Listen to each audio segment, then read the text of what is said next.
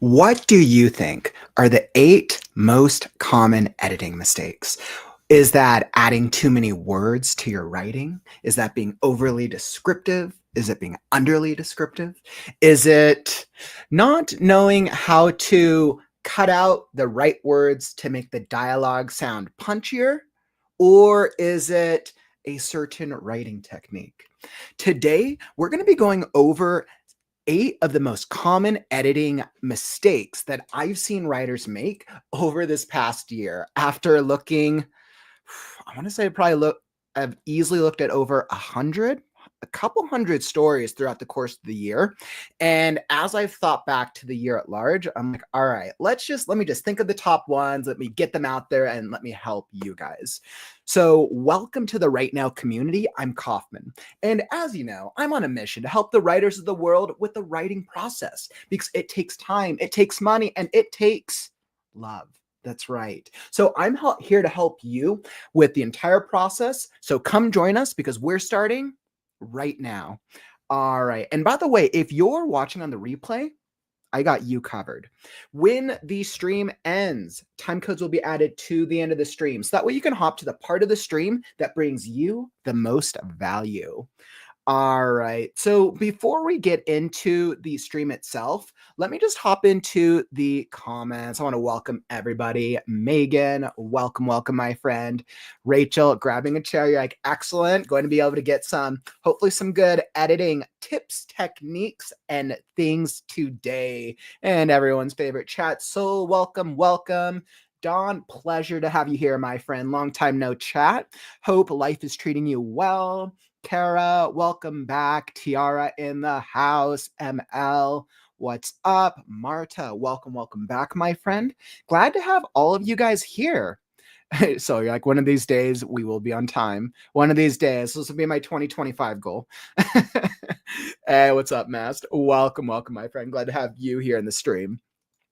All right. So for today's stream, we're doing things a little differently.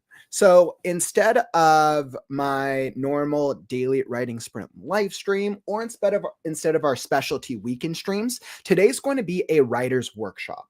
So if you are looking to improve your skills as a writer or as a self-editor, this is the workshop for you. I highly encourage you to pull out a pen, to come join us, and be willing to throw out comments as we review each of these editing mistakes, techniques, and all the things. I'm sure you guys are familiar with a couple of these because, like I said, they're really common. It's none of these ones are rocket science, yet they're ones that we end up making time and time again. So if there are ones that you recognize, come throw up examples. I will be reviewing each one, and then we'll go over an example of each. As you can see, I have a word processor here, so we're going to be able to work on some common misuses for each of these editing techniques, mistakes. All right, beautiful. But that brings us to the meat of our workshop. So, what are the 8 most common editing mistakes that all writers make?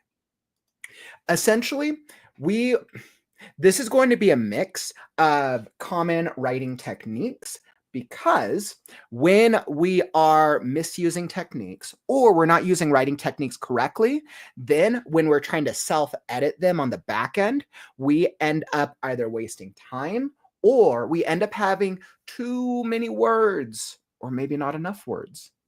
And then when we have to go hire an editor, editors tend to charge on a word count. Imagine if you could cut down your word count on drastically, right? And you will be able to pay less for what you're trying to accomplish. So we're going to be reviewing these. We'll be hopping into the first 4 common writing, editing mistakes. They're going to be a little bit more common techniques. Then we're going to get into a couple more technical editing specific techniques, editing mistakes that I see writers make all the time. And then we will end off, and make sure you stick around because we're going to be ending off with one of the most common editing mistakes that all writers make. And I promise you, you're probably not expecting this one. So definitely make sure you stick around. All right, so let's get into it. Before we hop into the first one, let's start off with some writing rules. Let's start off with some housekeeping and some ground rules. First off, as writers, rules are meant to be broken. I promise you, for each of these mistakes, you're probably going to be able to think of 10 writers. You'll be able to think of your 2 favorite books where you're like, hey, you know what? He's saying this, but they pulled this off correctly. Because if you know the rule, then you can break it. But there's a difference. Let me clarify. There's a difference between, for example, you have a 300-page book and you are making this same type of mistake a couple hundred times throughout the course of a 300-page book, as compared to you are intentional with this mistake, right? You know that this is a common mistake, but you are using it to help serve the story. So this is the beautiful thing with writing, right?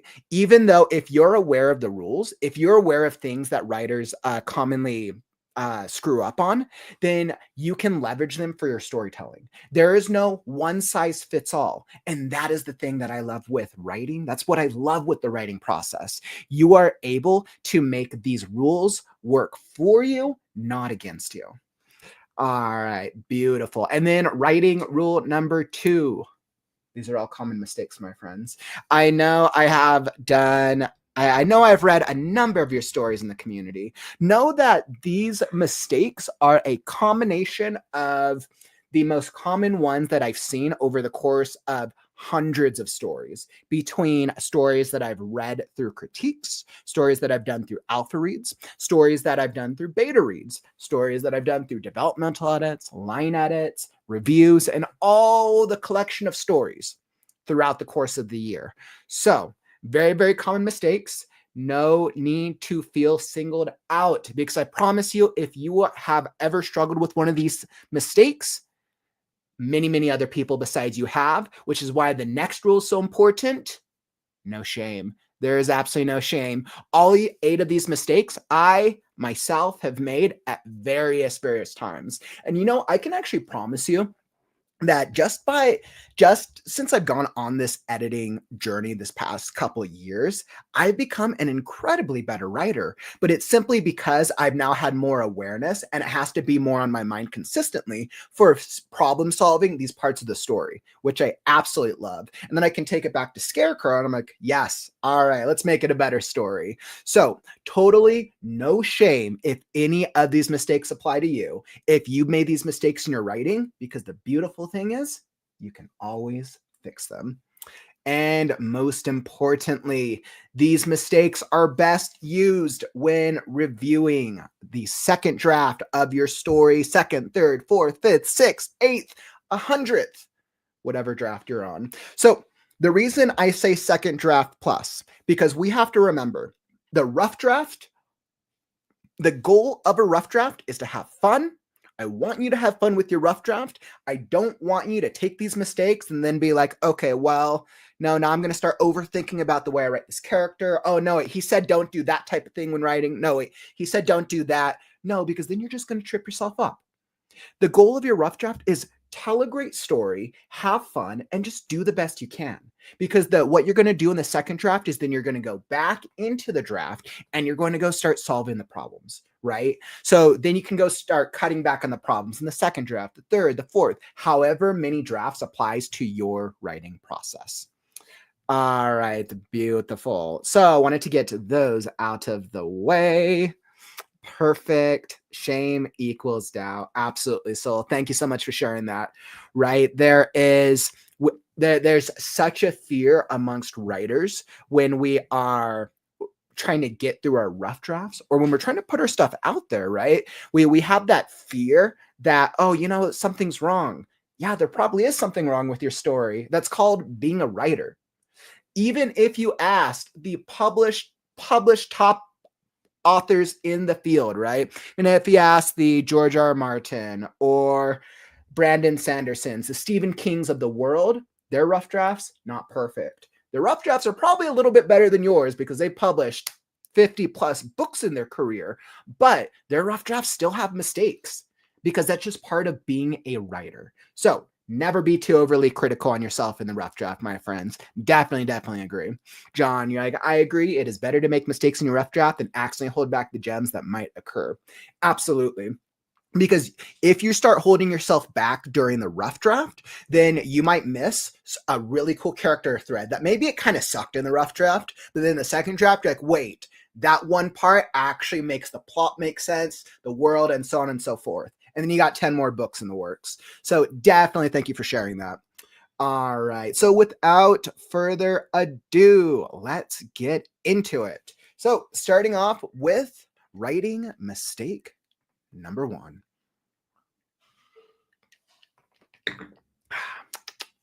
Okay, and this one is very common. Let's start off with head hopping. So we're going to be starting off with head hopping. What is head hopping?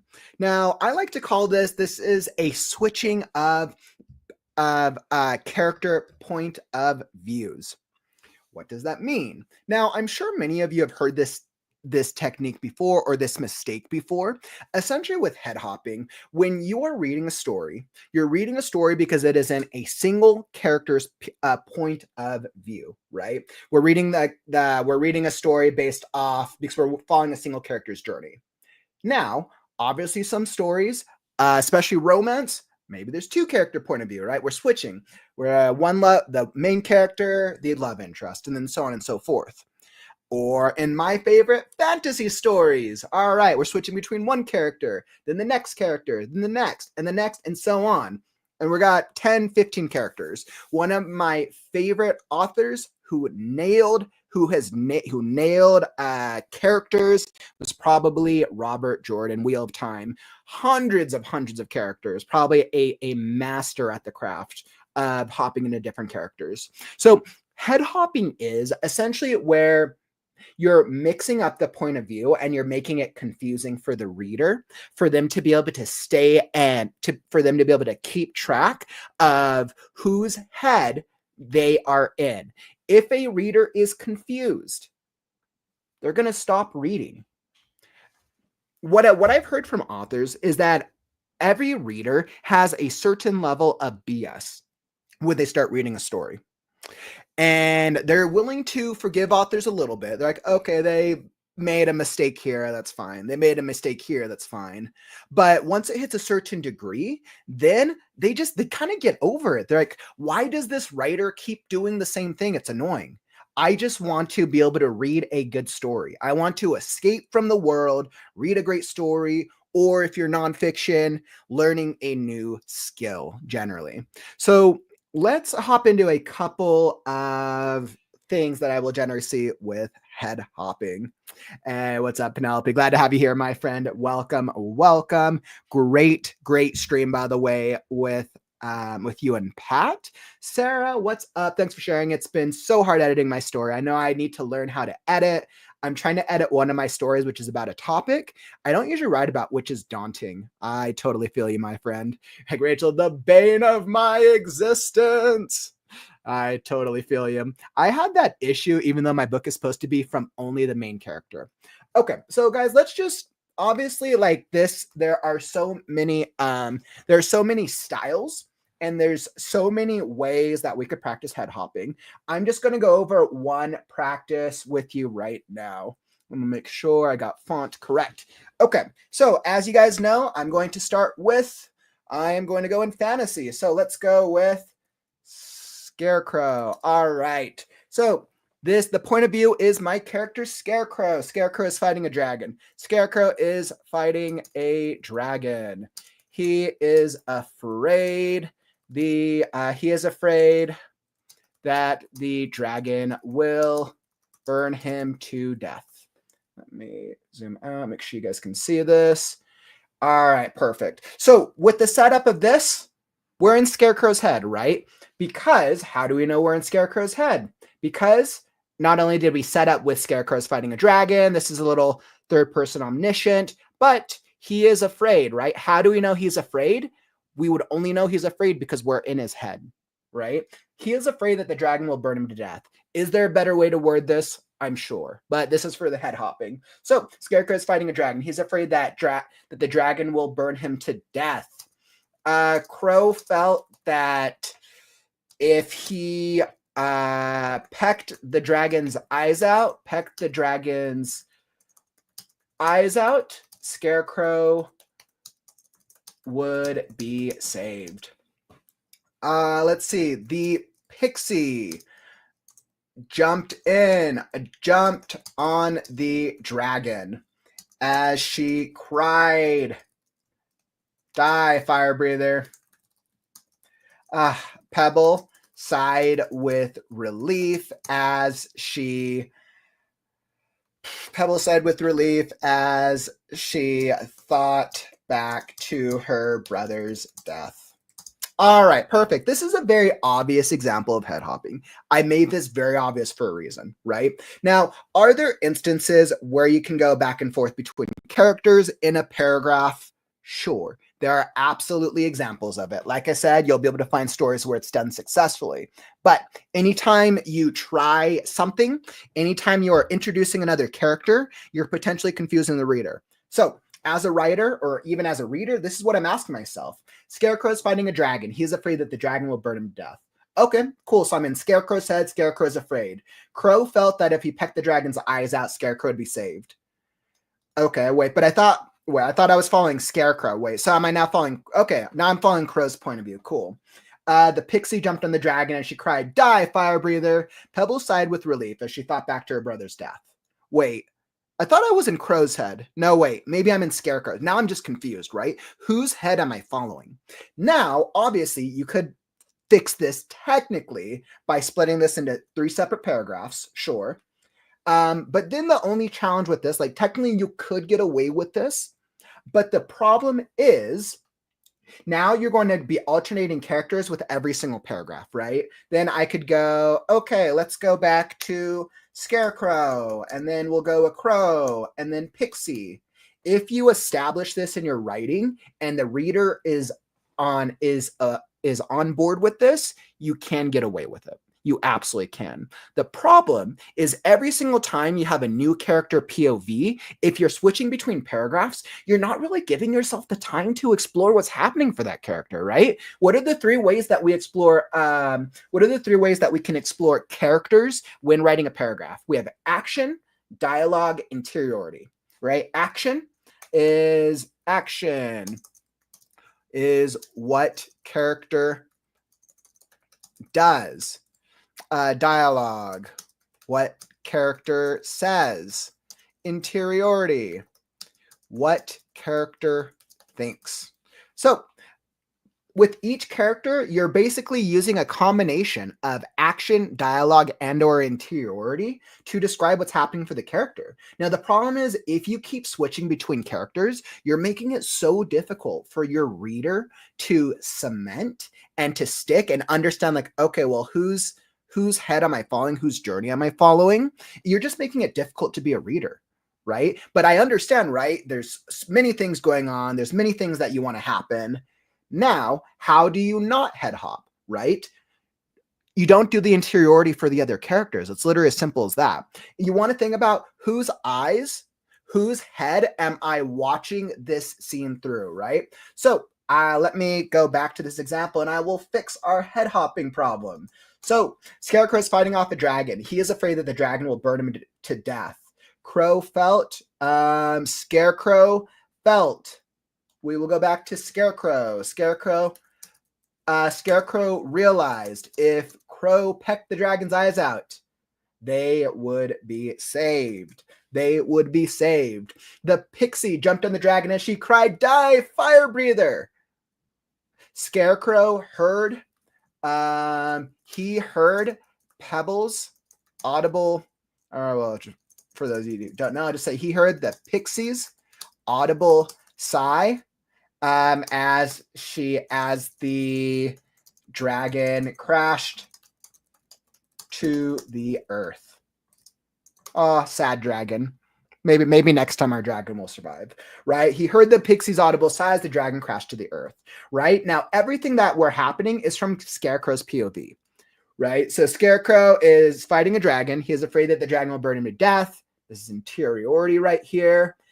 This is action right here. Scarecrow realized if Crow pecked the dragon's eyes out, they would be saved, right? This is no longer Crow thinking it. This is Scarecrow thinking it, right? Now, in the next paragraph, I could switch to Crow if I really wanted to. If you set up the reader to go, all right, Scarecrow, Crow, Scarecrow, Crow, Scarecrow, Crow, you could train the reader, right? But you have to remember every single writing thing that you do, every time you add a new technique, you're just adding another level of difficulty, right? So if that's the only technique that you're doing for this, for your novel, perfect. Switch off characters every other paragraph. What I recommend for writers is generally stick to one character or stick to one character's interiority for the section that you're writing. Right? This is how it makes it really easy to be a reader. And this is what I see in fantasy all the time. Scarecrow. And then I'm going to do this, or maybe it's a line. Now I'm going to go Crow's POV.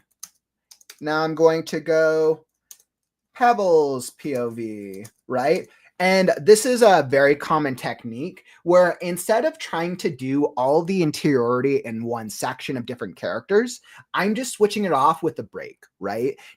This can still be the same scene, right? This first part can be Scarecrow and death, and now we can go Crow's POV. Crow crashed to the ground, right? He was afraid, right? Now I can go into Crow's. But that is head hopping in a nutshell. Absolutely, my friend. So that is head hopping, and that is problem number 1. Let me make sure I have my banner up here. Perfect. Drop that. And let's see what the chat has to say. So I know I had some really good comments here.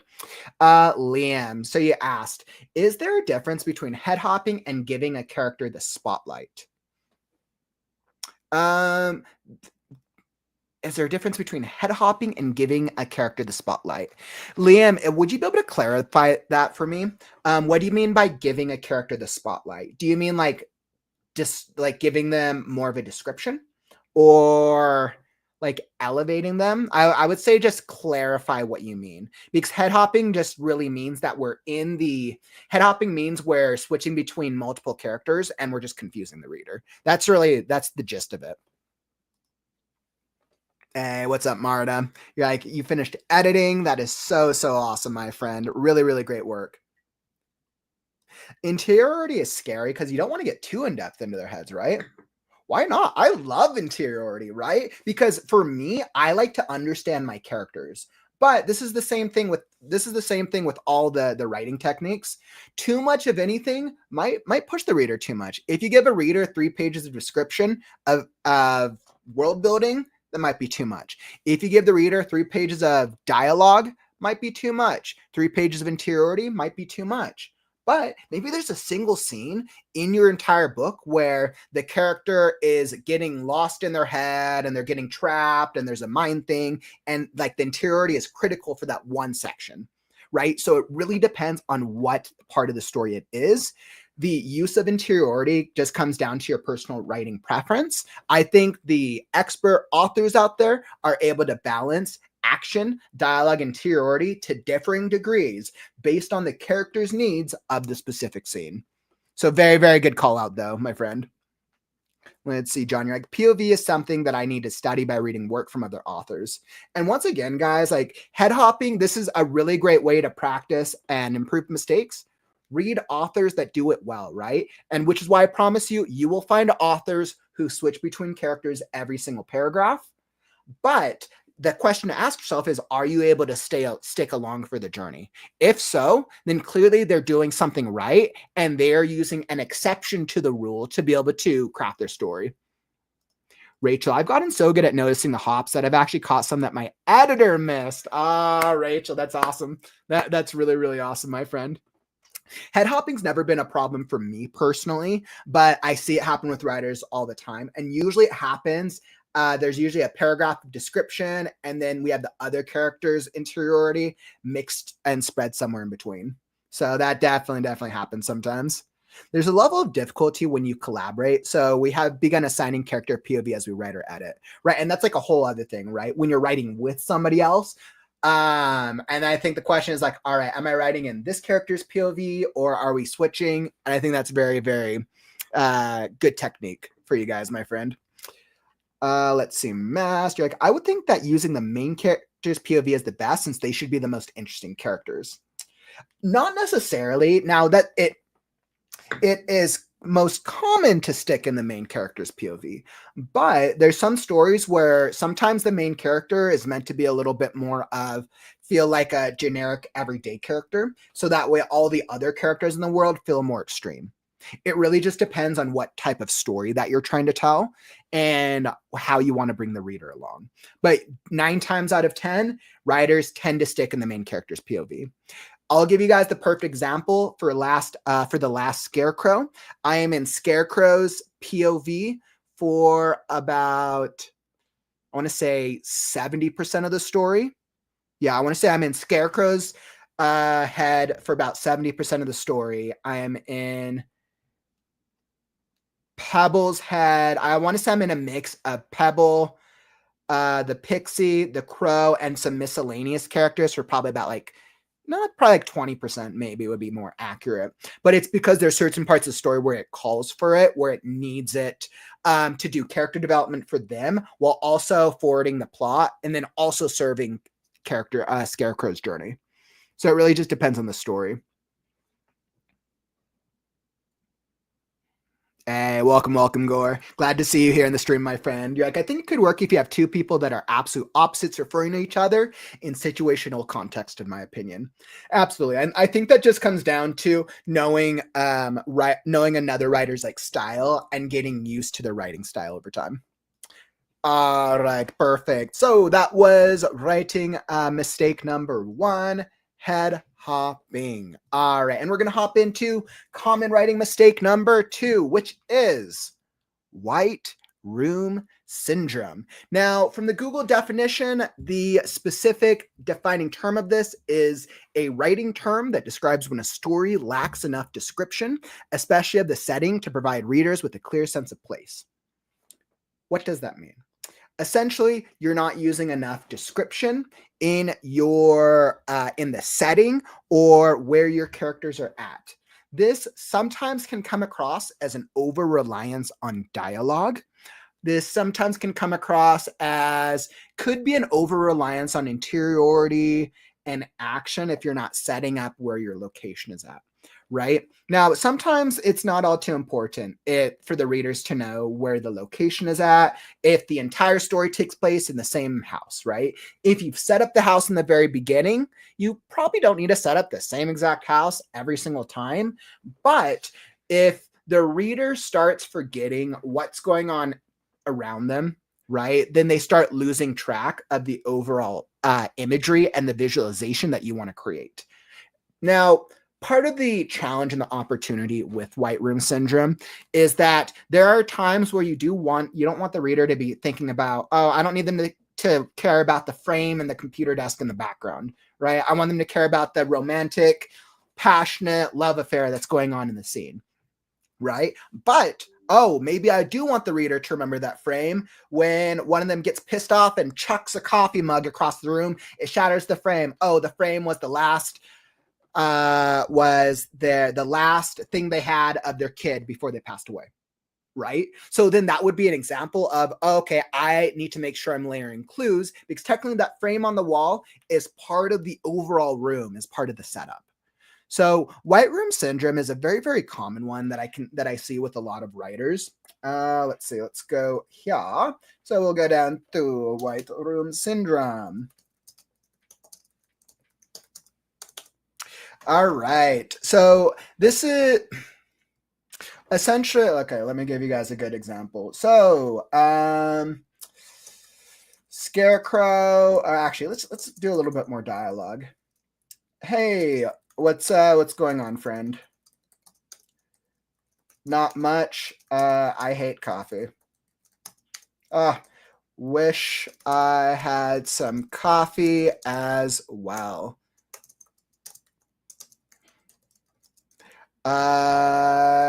Johnny cried. Johnny cried when he couldn't when he couldn't find his coffee mug. It was missing.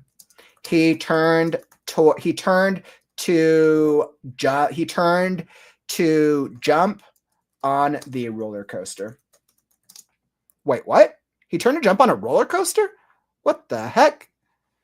What the heck? What the heck? You're like, why the heck is he jumping onto a roller coaster? Now, this is just a very simple, this is a very simple description, right? This is just something very simple for you guys. Now, essentially what we're doing, right? So I've just set up a couple of dialogue. The core problem of this is I just haven't set up a scene, right? I haven't set up the background. Hey, what's going on, friend? Not much. I hate coffee. Okay, cool. I want them to focus on their coffee. Wish I had some coffee as well. Johnny cried. I was like, yeah. Johnny cried when he couldn't find his coffee mug. It was missing. He turned to jump on the roller coaster. Wait, what? How the heck? So now what I've done is I pointed out to something really interesting, but now the reader's confused because you made the reader forget about what was going on in the scene. Wait, but you didn't set up the scene, right?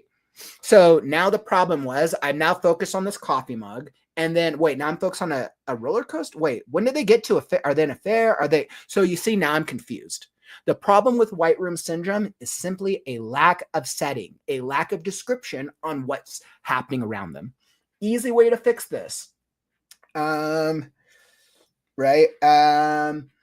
The employee break room of the fairgrounds was noisy as usual.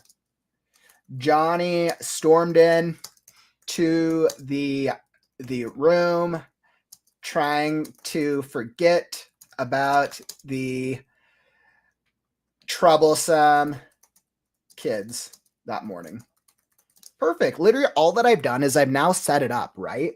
Oh, break room of the fairgrounds. Oh, he's at a fair. All right, cool. Coffee. Yeah, makes sense. This is an employee thing. Perfect. So, and now you see, like, of course, there's more things I can add. I could do more interiority. I can do more description. But this just gives you kind of a better sense. Now I've set up what's going on with the scene. Now I know. Now the reader knows, okay, Johnny's some type of employee. Maybe he hates kids. Maybe he had problems with kids that morning. Clearly, he needs coffee, right? Now you've set that up. You've let the reader know, okay, some type of fairground. Now they can let go of the fairground, and now they can focus on the actual coffee or whatever plot you want them to go through, right? He turned to jump on the roller coaster. Wait, roller coaster?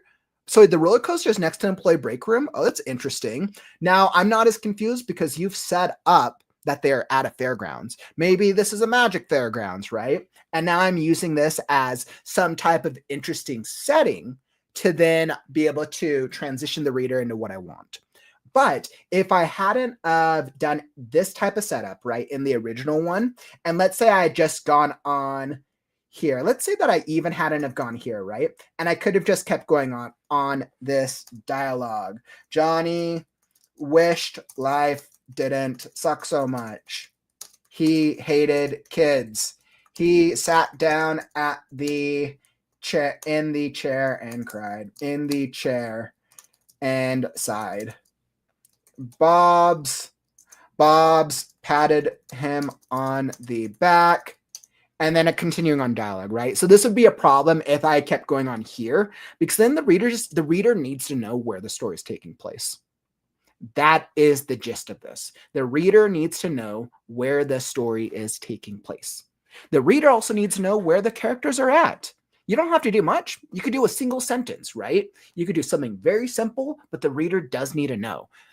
Maybe you're the type of writer where you're like, hey, you know what? I don't want to paint too much of a description. I want the reader to use their imagination and think of all the things for me.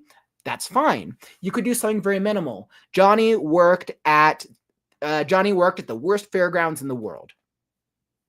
Now you've set it up, right? That's all you need to do. Or maybe you're the type you want to use more description. Johnny worked at the worst fairgrounds in the world. The roller coasters were always breaking down. The boss hated him, the kids threw tomatoes at them, and so on and so forth, right? You could always set up more, but now you're essentially moving away from the white room syndrome. So the best way for you to avoid this is if you're going on pages without any type of description on the setting around them, that is a problem that you will then need to address, right? White room is essentially the reader starts thinking, if I'm following these characters, they might as well be in a white room, right? Because the setting doesn't matter.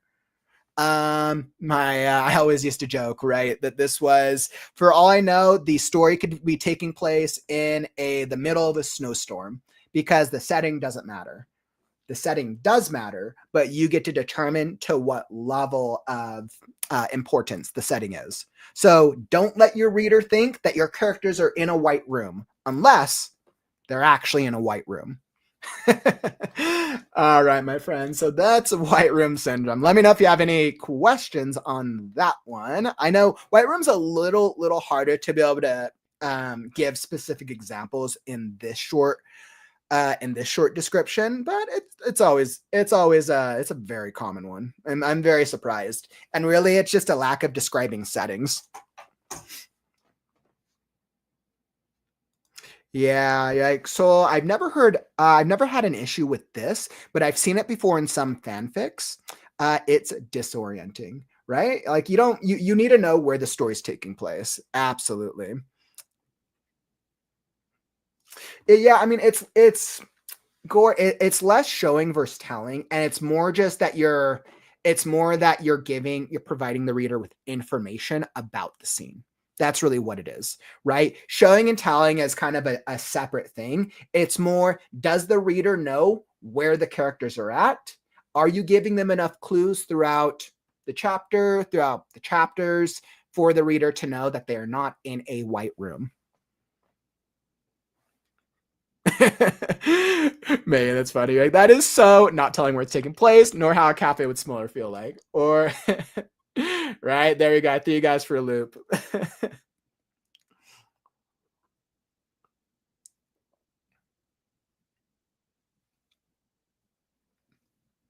Liam, can building up on the emotion of the room help with the white room syndrome problem? Can building up on the emotion of the room? Like, do you mean building up on the emotion of the characters? You could do that, and I'm pretty sure there would be a way to do that. Let me think. Johnny walked into the room. He was having the worst day. He was so pissed. He picked up the coffee mug and chucked it at the wall. It crashed into the framed picture of all the employees at the amusement park and slid down the coffee. Bob's walked in behind him. Oh man, that coffee just spilled onto the boss's computer. You are screwed, my friend. Right? So I think there is a way you could do that, right? Technically, I'm trying to paint the description of the room by using objects and using their actions with the forward momentum of the plot to then set a picture for the reader. Absolutely. I think there's definitely a way to do that. The question you want to ask yourself is, if you stop yourself at a moment and you pull back, will the reader know where they are? That's really what's important. Does the reader know where the story is at that current point in time? The kids that threw tomatoes at him was a jester. That's kind of funny. Liam, I definitely struggle with detail in my writing. I totally understand that, my friend. I know I see a lot of writers struggling with detail. Now, this is a little less off the white room syndrome topic, but this is more like, if you never know what type of detail to add, start with the senses, right? Thinking about the senses is a really easy way of adding details to your writing. So if you're thinking about, okay, what beyond what they see, right? See is the one we always think about. What do they hear? What do they smell? What can they taste? What do they touch?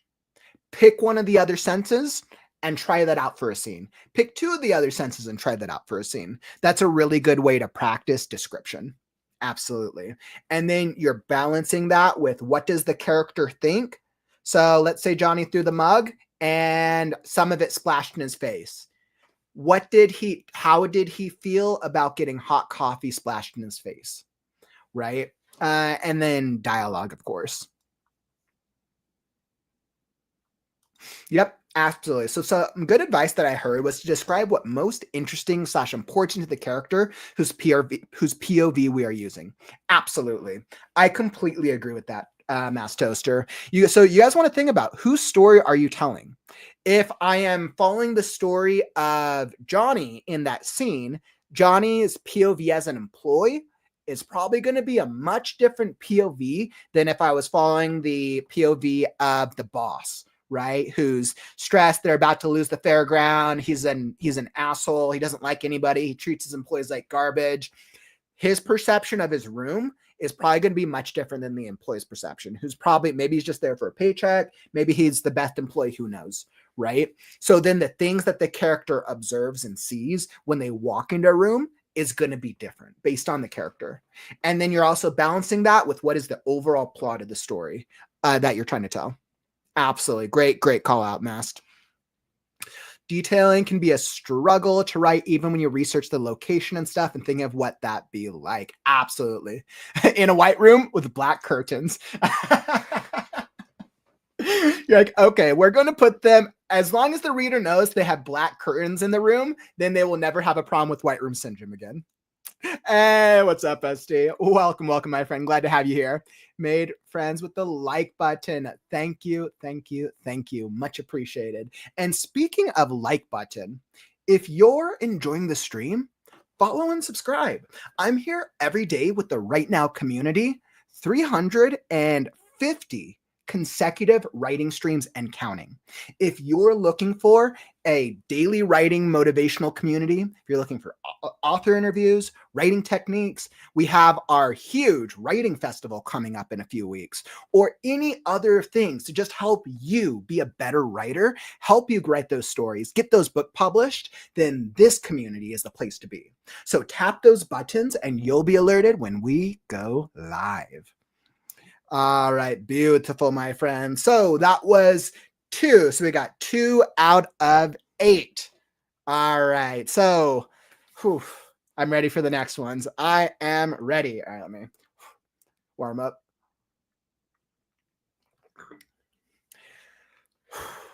Okay, so we're going to be hopping into writing editing mistake number 3. Let me just catch up on the chat here.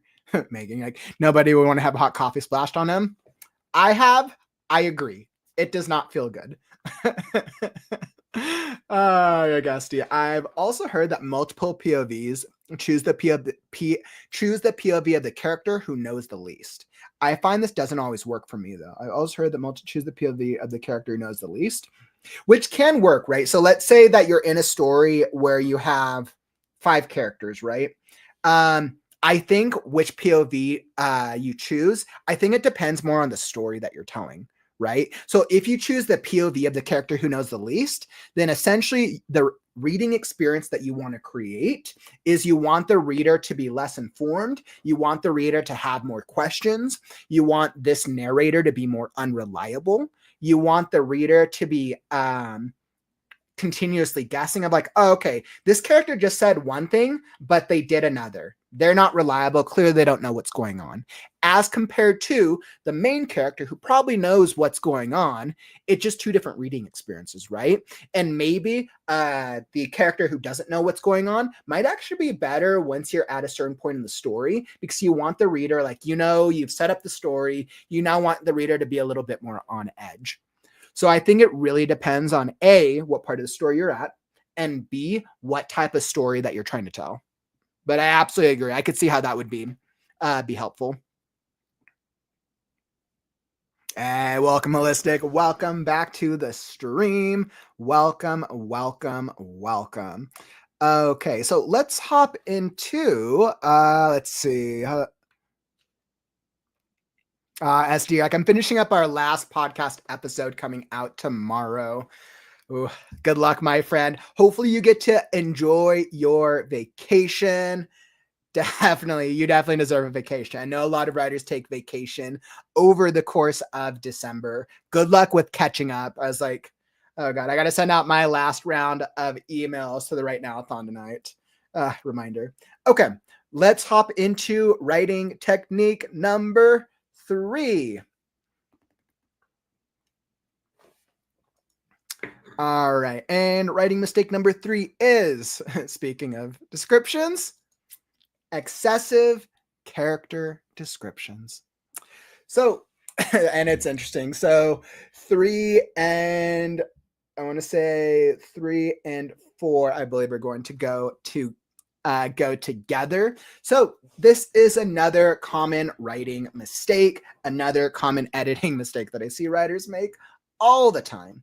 Too much character descriptions, right? We want, now, let me clarify.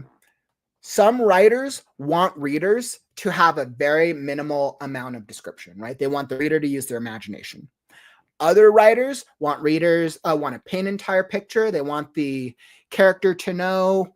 They want you to know what their eyes look like, what they're wearing, what their face looks like, what the ruffles of their thing looks like. And if you're overly describing stuff, this could be a huge problem. Now, the reason I'm going into excessive character descriptions is because this is way more common. Back in, I want to say, books and book styles, specifically in the fantasy genre of the 80s, 90s, early millennium, there tended to be a lot more descriptions for world building. One of our favorite books, or one of my favorite books, The Hobbit, Lord of the Rings, J.R.R. Tolkien, a lot of epic fantasy stories were known for painting excessive world descriptions and excessive descriptions for the world. We have short attention spans in this day and age. We don't want 10 pages about how the mountains or the trees look. But what's happened is now I've seen that those descriptions are now being transitioned and used on the characters, right? We're doing way too much setup and way too much description on the characters themselves. So let me pull up. Let's hop into this next example. All right, so excessive character descriptions. Let me set up my character. So let's go to what would be a good character to set up? I'm totally looking at Doctor Who right now, so that's who I'm going to go with. All right, so the Doctor was a Time Lord from outer space. He had a suit jacket that was blue and looked cool. All right, the folds of his suit jacket shimmered with each passing step. His boots were mismatched. He adjusted his glasses and ran his hands through his shiny brown hair. His tie was the finest red in the entire galaxy. Sticking out of his jacket pocket was his timey-wimey, oh God, why am I blanking on the name now? I was like, what's the thing called? Was his timey-wimey device. All right. I was like, oh God. Okay, so essentially what I'm doing is I'm setting up a character description here, and let's see. So let me see what I have, make sure that I'm proving my point correctly. The Doctor was a Time Lord from outer space. He had a suit jacket that was blue and looked cool. The folds of his suit jacket shimmered with each passing step. His boots were mismatched. He adjusted his glasses and ran his hands through his shiny brown hair. His tie was the finest red in the entire galaxy. Sticking out of his jacket pocket was his timey-wimey device. Okay, so it's like, now from what I have here, like, we could probably get away with, like, this could probably work. I could probably cut it down. I'm purely going on an external description here for the most part because this is live. But now if I continued going on with this, his belt was the color of rawhide. He remembered winning it from a contest of aliens. As he walked, his blue suit jacket continued to shimmer. The folds of his suit jacket were perfectly situated. The folds of his suit jacket were stayed perfectly still to give him that look. His blue suit pants were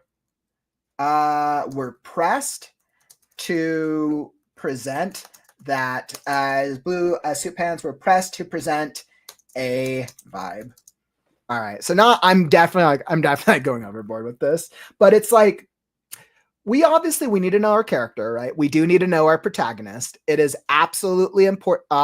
Sonic Screwdriver. I was like, why can I think of Sonic Screwdriver? Thanks, Penelope. Sonic Screwdriver. Oh man. So right, and so I'm actually glad that you saw this. This is almost maddeningly boring, right? So I'm being very overly intentional about this, right?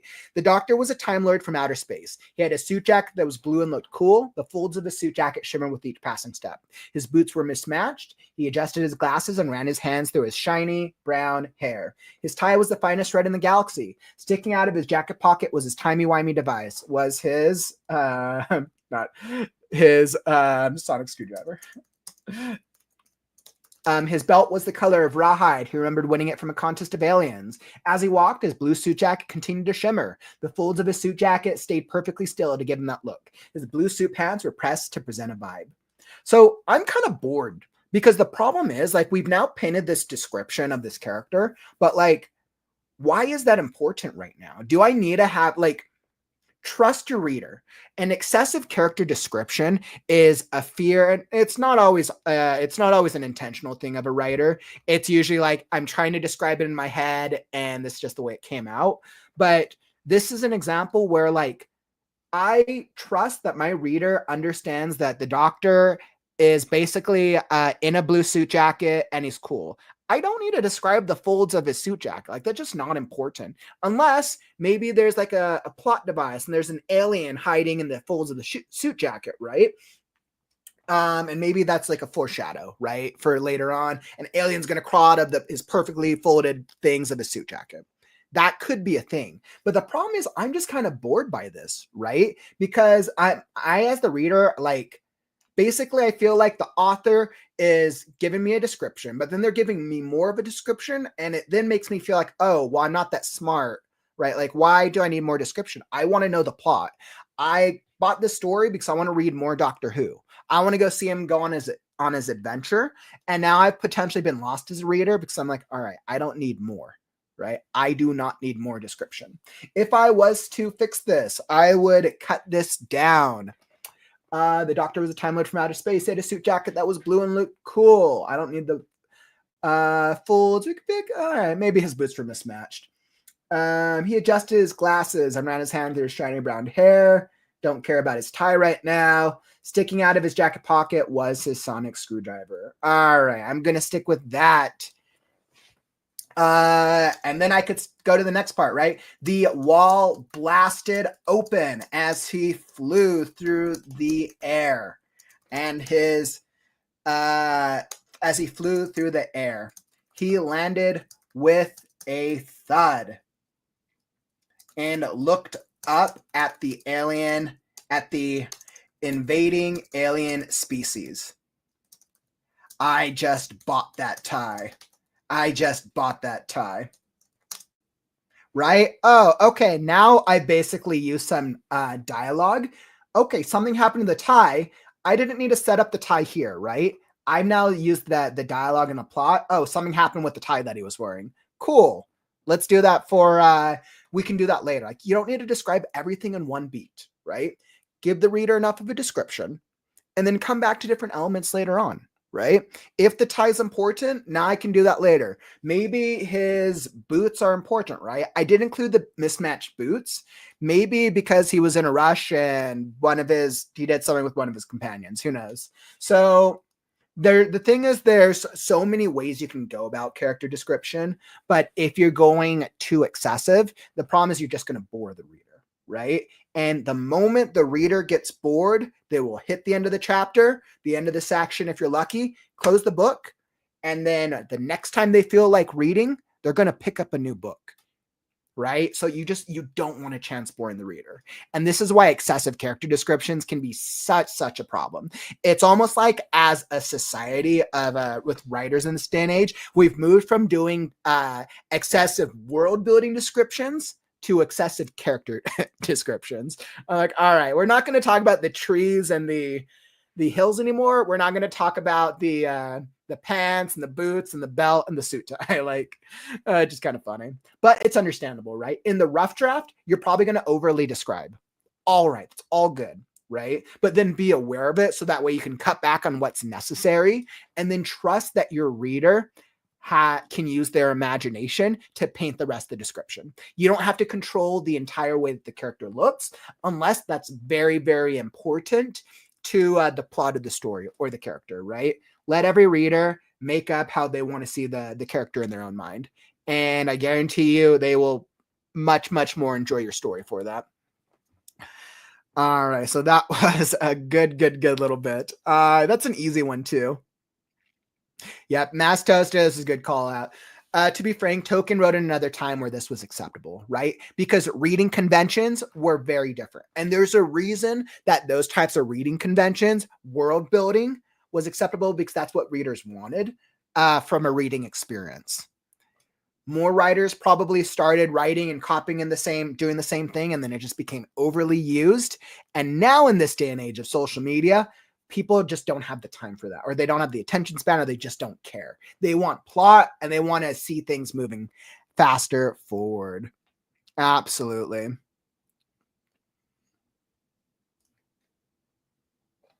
Yeah, Mary, this is a great point. Some character descriptions read like a police or autopsy report. As a reader, I skip over them.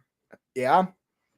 Right. And this is like, you don't want your readers to be able to skip. You as a writer, you don't want your readers to skip over paragraphs. If they start reading, like, all right, the character's description, cool. Yeah, I just want to read the plot. I want to keep the story moving forward. So that's, yeah, definitely a good call out.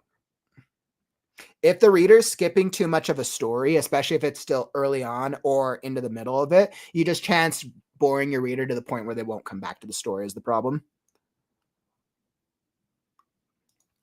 That is true, but there's another author that I think fits the bill. All Earth's Children. I literally skipped 6+ pages of description in book 3. Now, the problem, right, is that it sounds like All Earth's Children had built up enough trust with you. So clearly you made it through the first 2 books. So you were technically willing to forgive them for the description, but like, okay, I don't need this. I just want to keep reading the plot.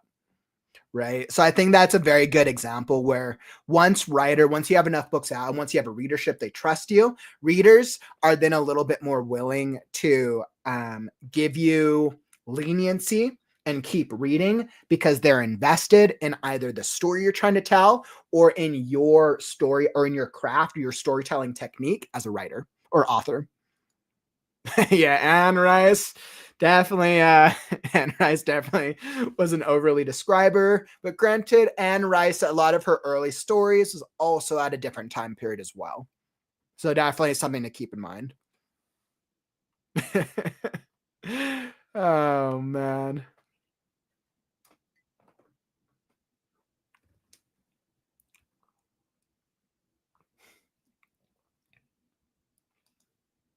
Marta, that's actually a really good call out, right? Umbridge is a perfect example how to describe her appearance with just one word, pink. And I remember when J.K. Rowling set up Umbridge in That was what, book 5, I believe. Yeah, so I'm pretty sure Order of the Phoenix. So, but that's like literally the perfect example, right? I think they introduce Umbridge as this teacher, and then I don't think she describes the entire character description. She just says the one word that described Umbridge was pink, right? And I think that's obvious. And the way J.K. Rowling set up, it was just it added to her tone, and you're like, okay, Umbridge is this like mean lady, and clearly her dialogue matches this like pink false appearance. Completely agree. That was a good setup.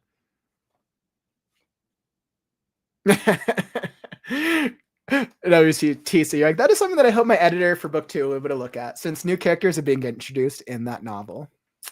I think your editor will definitely be looking at it, my friend. Absolutely. Question. For a series of novels, is it a good idea to redescribe recurring characters in each novel? Ooh, that's a really good question. So I like to think back to my favorite novels. Let me think back to something like Game of Thrones or Lord of the Rings. If I am in book 2 of a novel, yeah, so let me think back. I already have a sense of the characters. I probably don't need a full description, but I might maybe need a brief like setting of maybe what do they look like, or of what where are they at now. I think it would be I think it's important that even though you're in a new book, each character needs a setting, or you need to set up each character, but the amount of time you spend setting up each character is just much, much shorter, right? I don't have to reintroduce my main character entirely, because book 1, the reader went through the journey with the main character, unless in book 2, your main character has changed dramatically. So I would say yes, but to a much smaller degree. To a much, much smaller degree, right? And then if they're in book 2, you're also going on a different journey with the characters. So your characters probably, maybe they're looking different. Maybe now they've changed. So you probably have a reason, or you should have a reason, I imagine, to want to reset up your characters if based on how they've changed from last time. But let's say that you're reintroducing a character who was like a supporting character in the first book. Maybe they weren't that big of a role. And then you're bringing them back, right? You set them up in the first book, but they weren't that big. The question is, will the reader remember that character from the first book?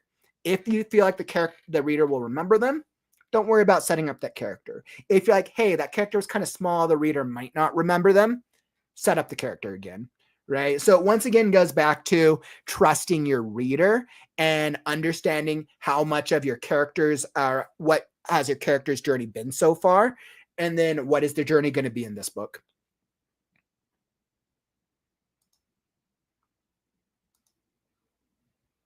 Yep. Yeah. So basically, yep, you're saying what I was saying.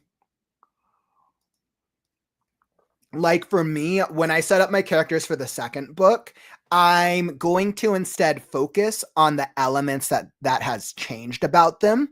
If I wanted to focus on the same attire, I might focus on how the attire has changed, or how their viewpoint of their attire has changed, right?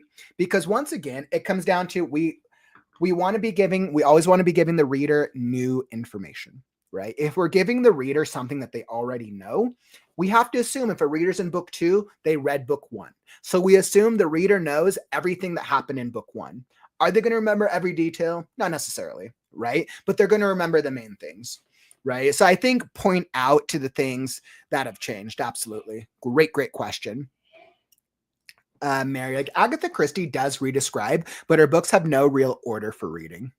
Yeah, and I mean, that's the difference, right? Because Agatha Christie novels aren't sequential, which is a completely different reading style than like a fantasy series where you're reading each book in order.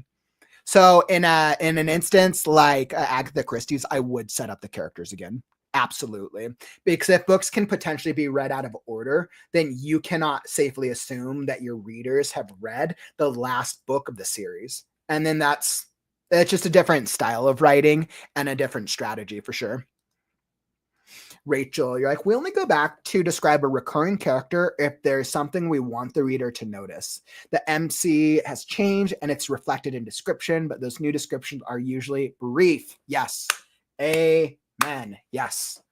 Completely agreed. Don, you're like, I look at it like I have a character that is note to be in suits, always very neat and tidy. So if something happens to change, that'll mention it. They're disheveled or completely change his style. Yep, completely agree. And it all boils down to this. What is the new piece of information that you want your reader to know? And it's literally as simple as that. What is the new piece of information you want your reader to know? Whether that is about their appearance, about the way they feel about their appearance, about the way they feel about the situation, or what they say, right? I always like to break up the way we write into action, interiority, and description, and dialogue. Action, interiority, dialogue. That just makes it so easy for me. All right, perfect. So I think that is a good one on excessive character descriptions. So this means going into problem number 4. What is the 4th most common editing mistake all writers make? Now, this one isn't as common as the previous ones, but this is the one that could easily make or break your novel. Broken plot lines. Oof, broken plot lines. So this is a non-traditional common writing mistake that I see. And this actually happens, I see a lot with writers, especially when they're working on long series, or if they're not as familiar, or they don't have as much experience with crafting plots, especially if there's different plots going on throughout the book. Now, when I say broken plot lines, what does that mean? That means that the character's journey from point A to the end of the story, some point along the journey either doesn't make sense, there's not enough description, or the writer writes a scene near the climax that just doesn't feel right. If the character is going on a journey to go fight a dragon, right? I'm going to go knight, going to go fight a dragon, right? And I'm describing the adventure. The knight is a peasant. The knight collects his friends. He levels up. He becomes a stronger knight throughout the journey. And then they're about to go fight the dragon. And then the knight, the knight decides to go out to coffee with a fair maiden. Okay, we're doing a love interest arc. Sure, let's do that. And then they get attacked by aliens. Okay, and now they're going on an alien plot line. Okay, and then the aliens, and then the maiden gets killed. Okay, now the knight is going to go avenge the maiden. But the problem is now we've forgotten about the A story, which is the dragon. The dragon plotline was always the A story, but now we've taken the reader on this extreme other story.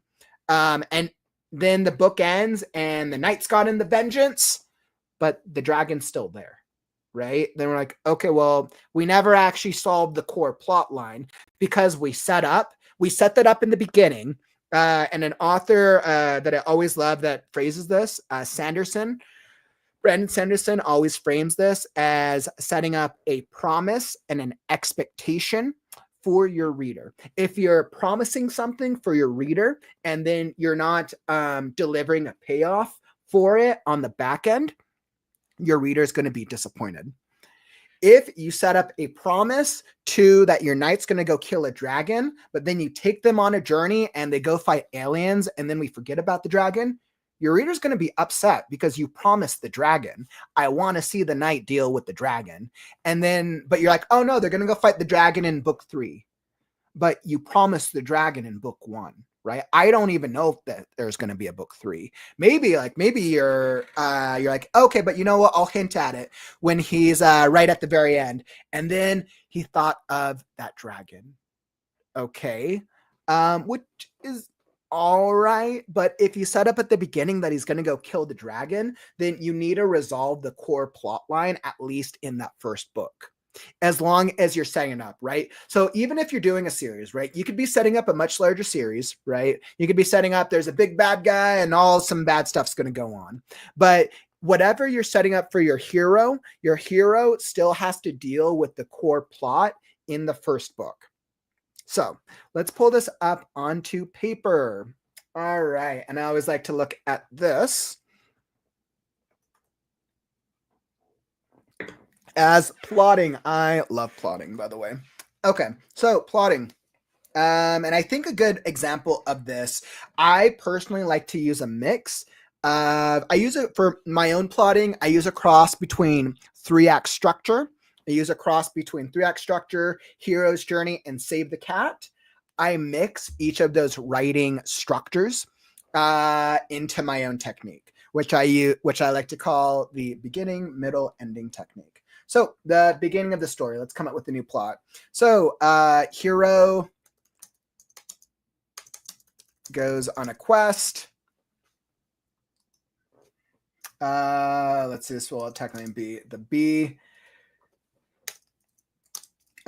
Something is wrong with the hero's world.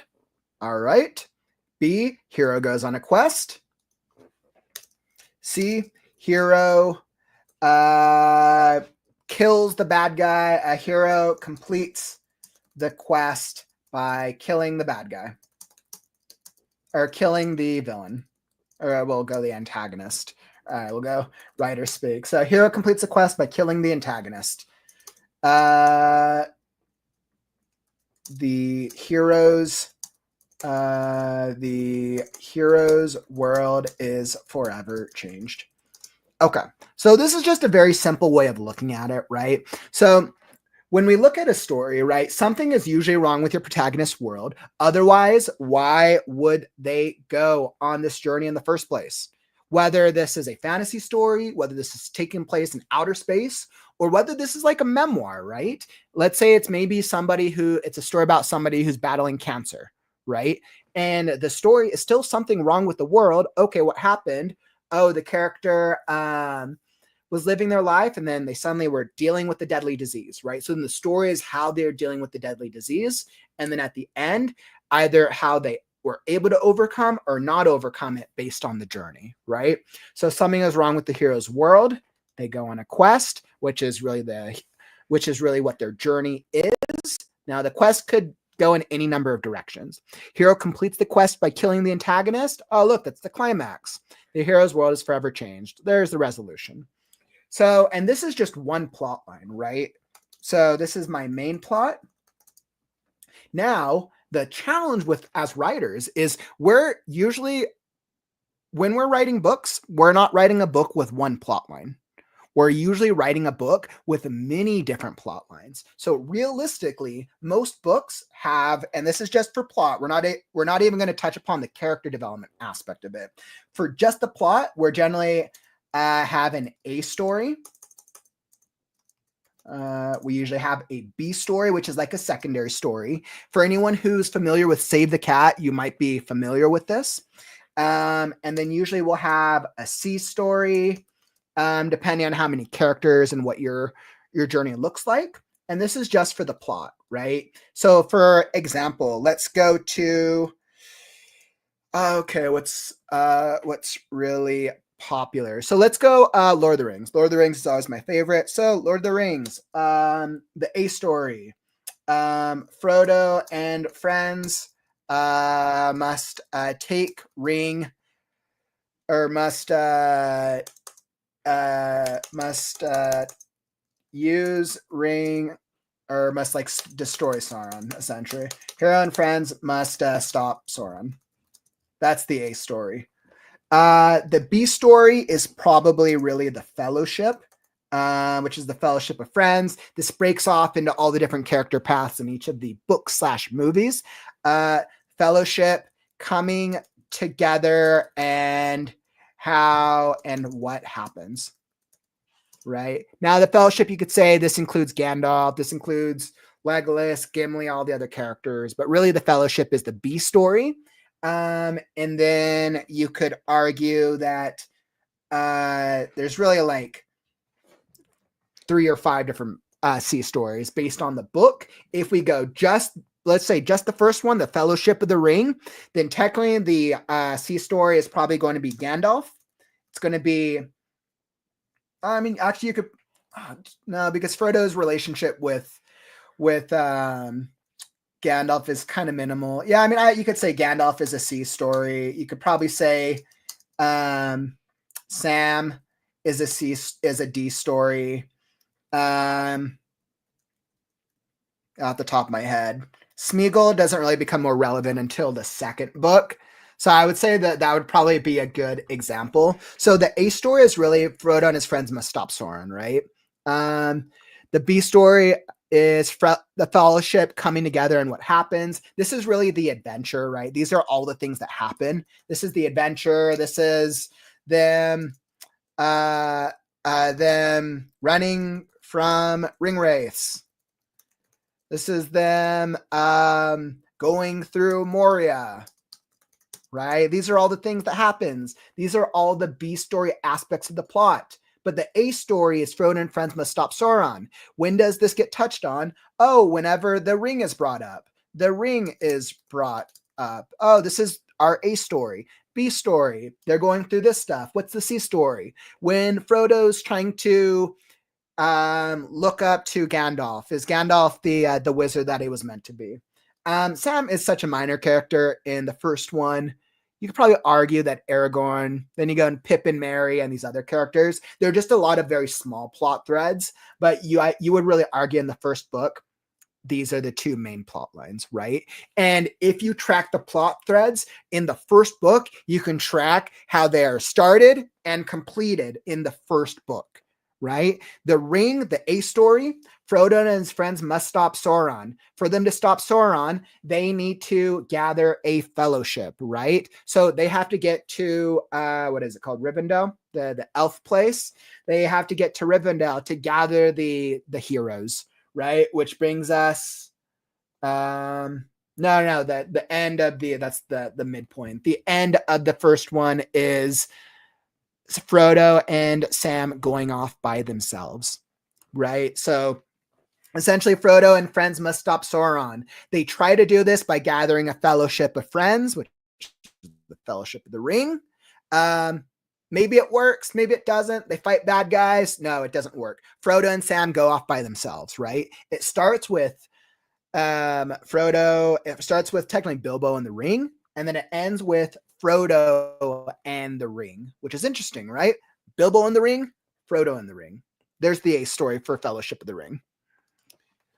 All right, so let's see. And that I was just giving you an example of plotting, and not just Lord of the Rings, that's the Fellowship of the Rings, but essentially with broken plot threads, what you want to do is you want to ask yourself this.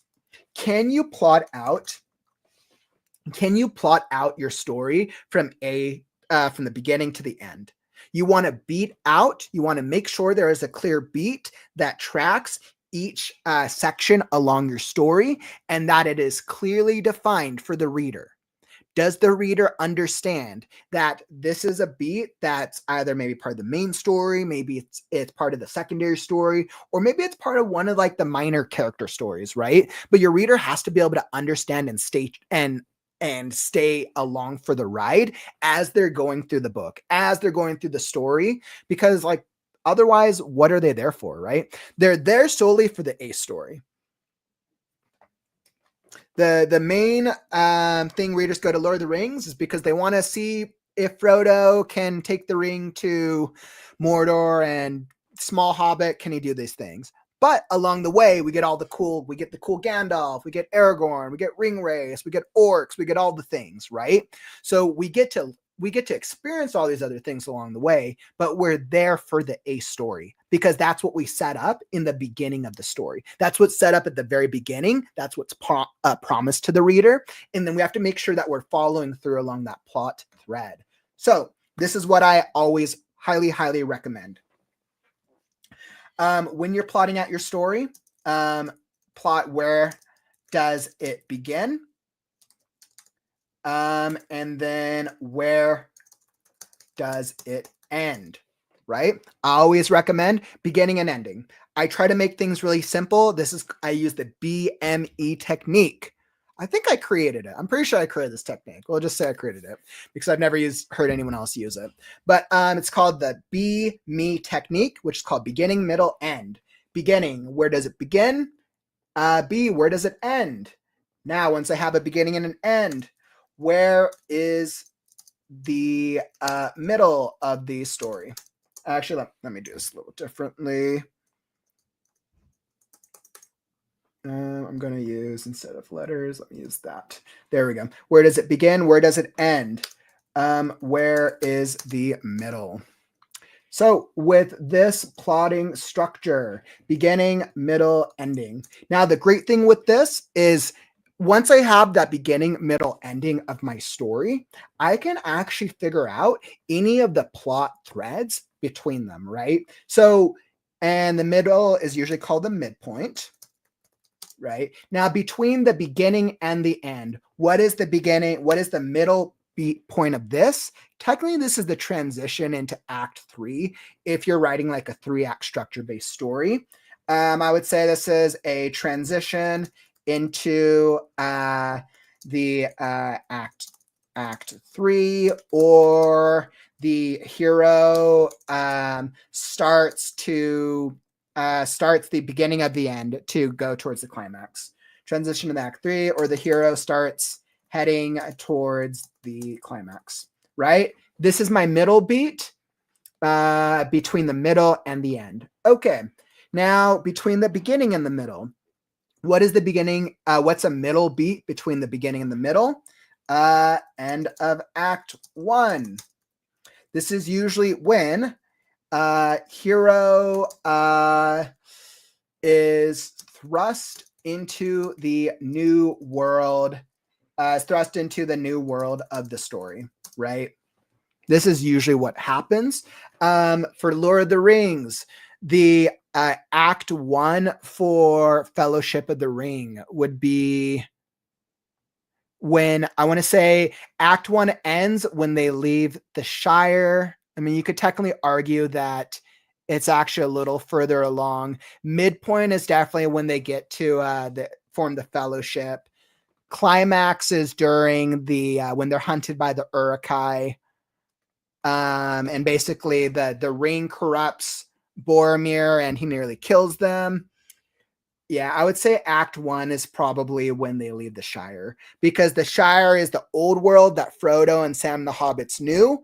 The journey, them leaving the Shire, they've never left, is this new world. So Act 2 is once they've left the Shire, running from ring wraiths, forming the Fellowship, up until they are, I want to say up until the Balrog scene. The Balrog is probably near the end of Act 2, because then the things look worse.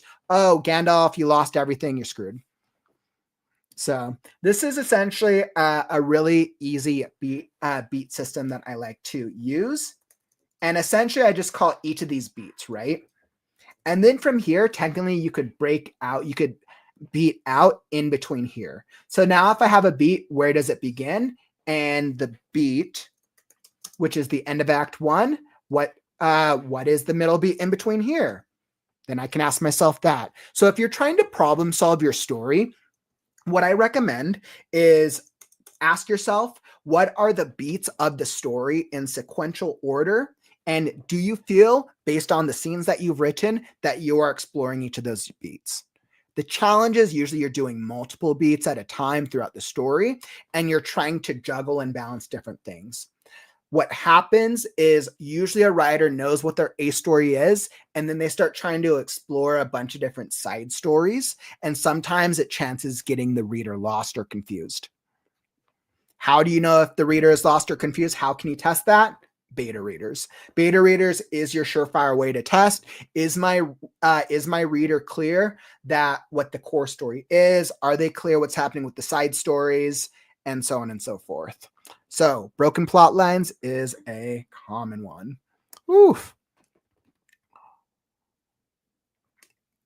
All right, I could go into plotting forever. I love fixing plot lines. All right, let's see where we or where we're at.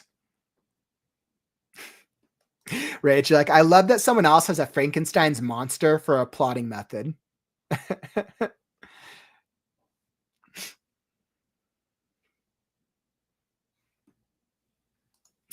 Absolutely, chat. So like this is where plotting and story Bibles actually come in handy. Absolutely. I always highly recommend that all writers should be using a story Bible, especially for long series where like you got to track all the character notes, you got to track the plot lines, the threads, you got to track which characters you've set up, you've got to track important elements that you might not remember in books 3, 4, 5, 6. If you're working on book 6, are you going to remember the name of the innkeeper and the color of his eyes? Probably not. You could, of course, go back and read it, but every single time you have to go back into a previous book, you're just adding more time into your writing process. And we all know writing a book takes time to begin with. Absolutely. All right. So I think that's a very, very good point. So that was broken plot lines, which is going to lead us into the back end 4. So these next 4 common writing or common editing mistakes, these ones are going to get a little bit more technical, right? And these ones are definitely going to be able to help you out. I see these ones happen so often with writers all the time. Right. And usually it's just a result of I'm trying to tell the story during the first draft, the second draft, third draft, and there's just things I'm not catching or there's things that I'm missing. So if you make these mistakes, totally all good. It happens to the best of us. Okay. So, and before we do that, let me do a quick shout out. Editing for books and scripts. So if you're looking for an editor, I got you covered. So I do book editing for writers of all skill levels, whether you're looking to edit your short story, whether you're looking to have edited a novella, a novel. Now, generally, I work in a lot of different genres because I'm able to pull myself back from the genre conventions and look at the core character journey, the core world building, and the elements that are necessary for a great story. Then we layer on the genre elements and we make sure, okay, is this first off a good reading experience?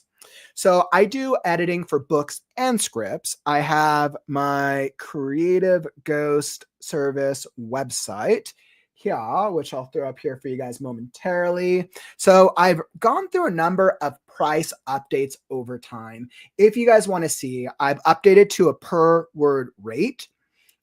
For editing books and scripts. I do it with a mix of trying to understand how long do I think it's going to take me to get through an editing project. So all of these rates are very common industry standard rates for editors. As you can see, alpha and beta reading tends to be the cheapest, while developmental and light editing tend to be the most. However, because I am so confident in myself as an editor, I tend to give tremendous discounts for first-time clients. I eat the price on in the beginning because I believe I can deliver the best editing experience possible. So if you're working on a book or script and you're looking to hire an editor, or maybe you're in the middle and you're going to be done with your book in the next couple weeks, months, reach out, drop a message, shoot me an email, let me know. There's always such a high competition for editors. I know the book editor field, there's a lot out there, but I very, very much believe in my capability, and I don't think I've ever had a bad editing experience. So I've always gotten really great feedback from all of my editing clients. So highly recommend. Let me know if you're looking for an editor in the market next time. All right. So with that quick ad, let's hop into common writing mistake number 5. Woo, man. All right. How are you guys doing, by the way? I actually, first, before we hop into the 5th one, how are you guys doing? I would love to hear, are these writing techniques helping you guys out at all? So far, we've gone over four of the most common ones. And the first four tend to be more like writing-based mistakes. So far, we've gone over head hopping, white room syndrome, excessive character descriptions, and broken plot lines. Have these been helping you guys? Let me know. Drop a comment. Would love to hear your feedback. Marta, I could consider publishing Polish version of Destiny without an editor. Completely understand. Absolutely. Absolutely. Yeah, guys, I cannot trust Jared for the Polish version. You're like, yes, I can absolutely not edit anything in Polish, Marta. That would it would come out even worse than gibberish, I promise. Liam, I'm so glad to be helping you, my friend. I'm glad that this is providing some value. So loving this, super helpful. Very, very glad. Absolutely. And I mean, this is the thing as writers, right? We have to, writing a book not only takes time, but it can take money. And for a lot of us, when we're working on our first book or first series, we don't always have a high budget to invest in the book editing process. What I always tell writers, if you have a budget, the two things you should invest in is a cover design, because if people don't like your cover, they don't read the book. The second thing you should invest in is an editor, because if there's too many mistakes, if there's too many problems and people start reading it, then you've lost a potential reader. But until we have that budget, or until we have the finances to invest, we have to be able to do as much with our writing techniques and our writing skills as possible. We have to be able to maximize our own inner editor. So when we're going through the stages of the process, we can cut back on these things, we can solve these problems, and we can deliver the best experience that we're able to. So absolutely, which is why I love doing these types of workshops, because I totally understand. I know how pricey the book process can be. Absolutely. All right. So okay. So I think we're good. So let's get into common editing mistake number 5. So like I said, we have 4 more. The next 3 are going to be more technical mistakes. And then the last one, I know you're not expecting. Okay.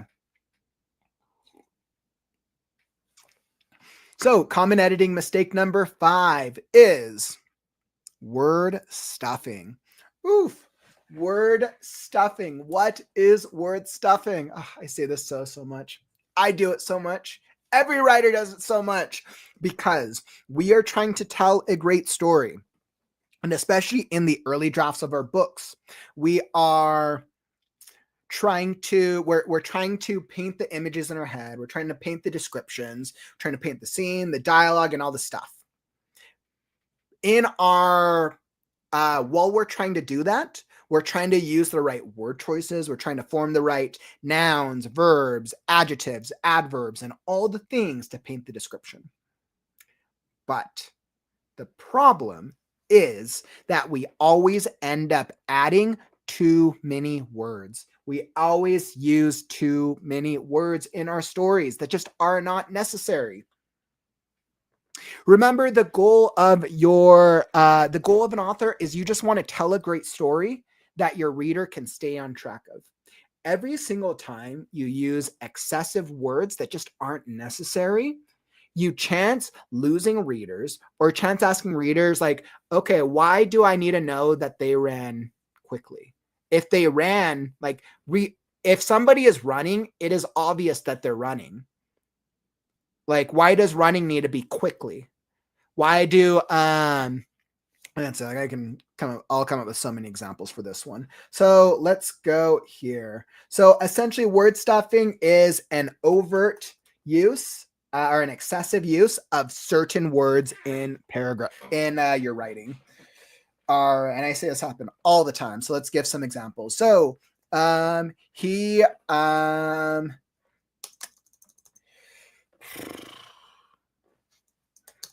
as the box fell, as the box rushed, as the box plummeted to the floor, he dove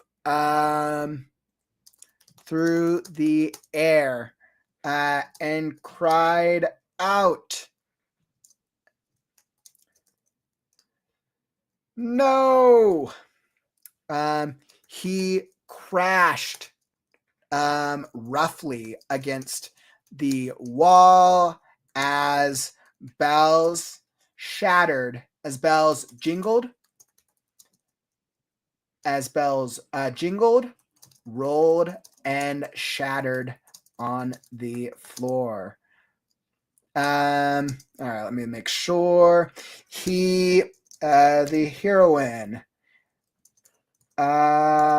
The heroine jumped quickly over the pit as she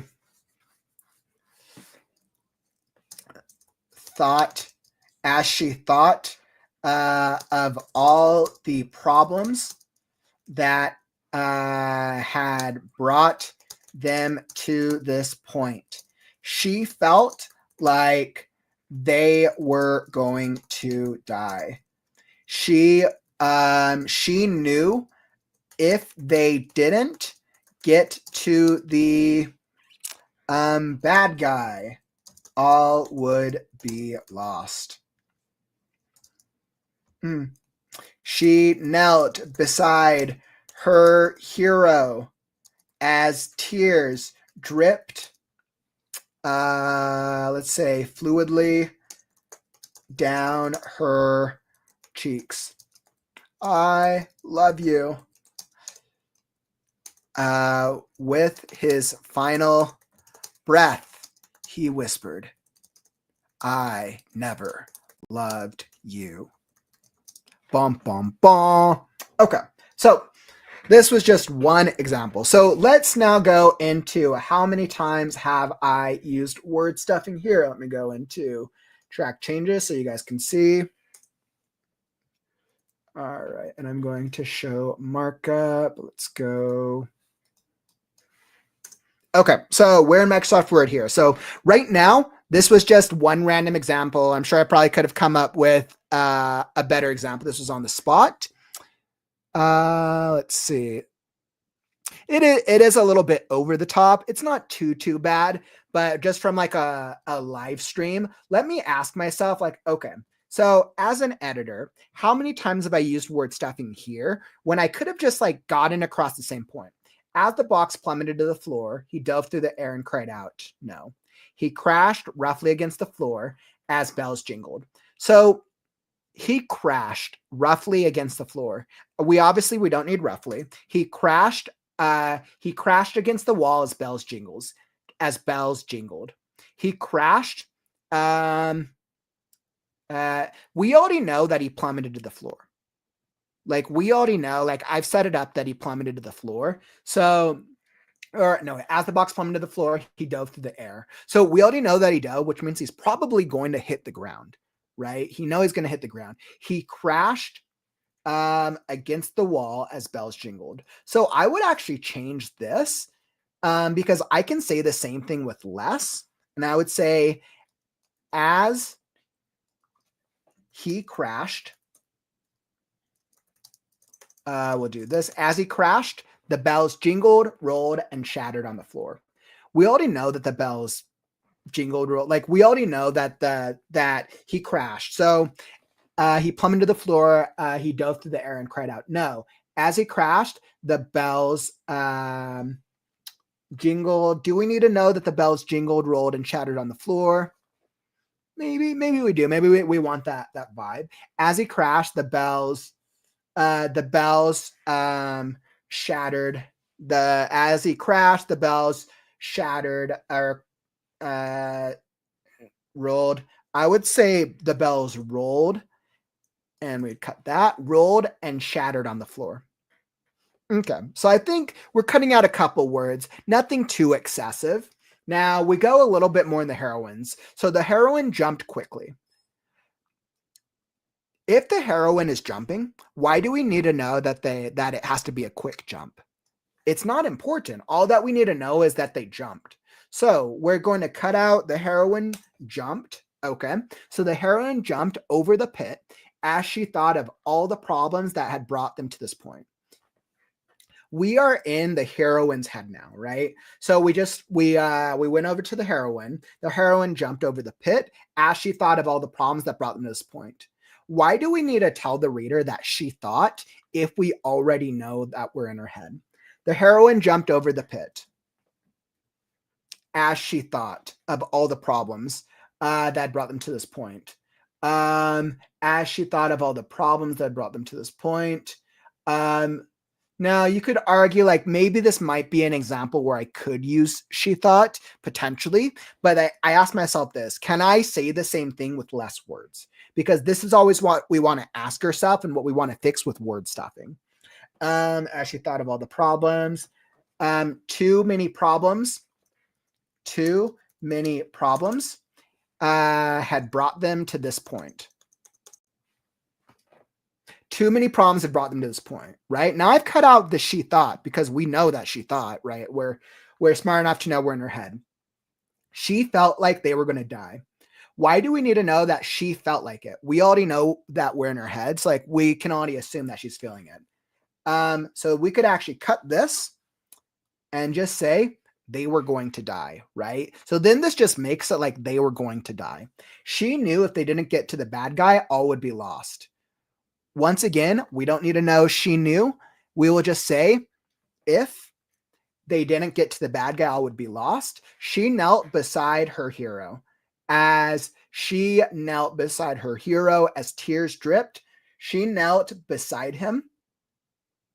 I mean, you could technically go here, but I'm just going to say beside him as tears dripped down her cheeks. I love you.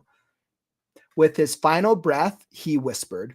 Now, you could cut this down, but I think this one kind of works like stylistically of like, okay, you want that image of the final breath, he whispered, I never loved you.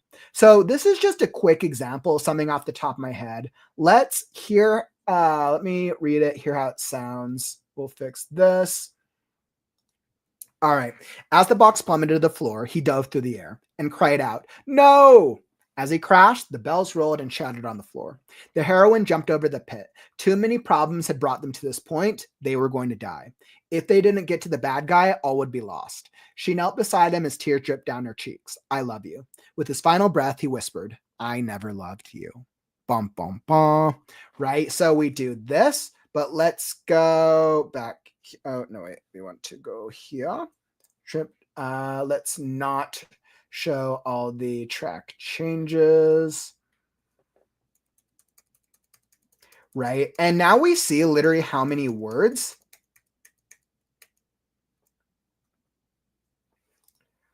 Right? So the original was 98 words. And then after we fixed it, let's go. Oh, let me see if I can go back. I probably should have done this earlier. Oh, well. 98 words. I was like, clearly that was a good example. So I think we had cut down from about 98 to probably about 70 words or so. So we had cut down probably about 20-ish words, which for this one paragraph, that's not much. If you're writing a 100,000 word novel, every single time you cut out 20 words, that will add up over time. Word stuffing, don't use excessive words unless you have to. Anytime you can cut back on words and say the same exact thing, the more that you can keep the reader focused on what matters.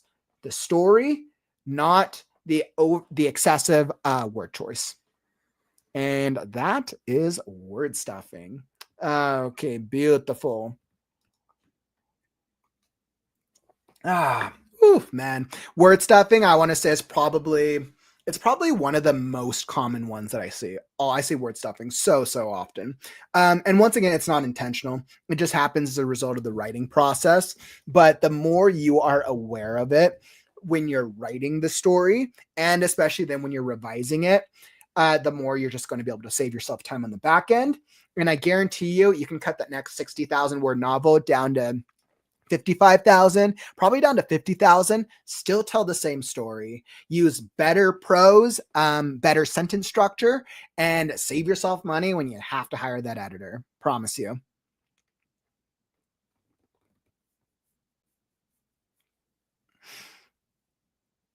You're like, Polish Destiny is exactly the same as English Destiny, but the difference in the word count is 4,000 words. Yeah, and I mean, there's a difference between there's language differences, Marta. So I was like, there's kind of a differentiation there that I just wouldn't be able to understand with translations. Absolutely. All right. So with word stuffing, that brings us to problem 8. Common mistake number 6. I love this one. This is actually going to be one of the more straightforward problems that I see with writers. This is called descriptive dialogue tags. Oof, I love it. Descriptive dialogue tags. I see writers do this all the time. So first off, the reason this is a very common problem is writers, first off, don't always understand dialogue rules. So let's do a very, very quick review. The problem is, too many times writers will change their dialogue tags to add too much description and not let the dialogue speak for itself.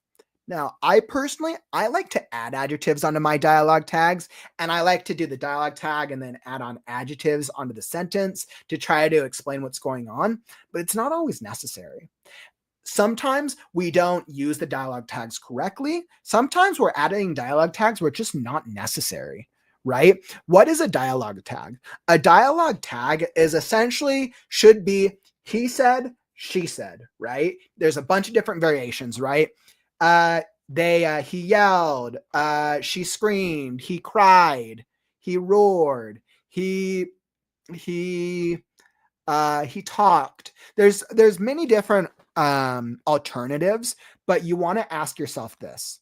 What is the point of the dialogue tag? The dialogue tag is to inform the reader who is speaking.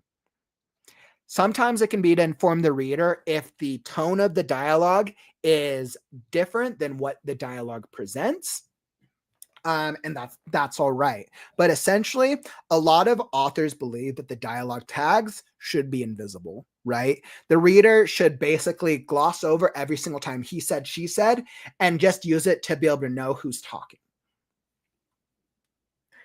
Now, let's go into this. And all right, so let's go into dialogue tags. So most importantly,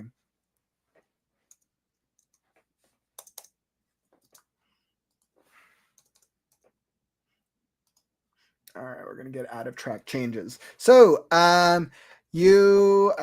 we can go back here. So we'll continue on with our previous story because we're getting some dialogue. She knelt beside her hero as tears dripped slowly down her cheeks. I love you, right? Did I say, I could have totally said with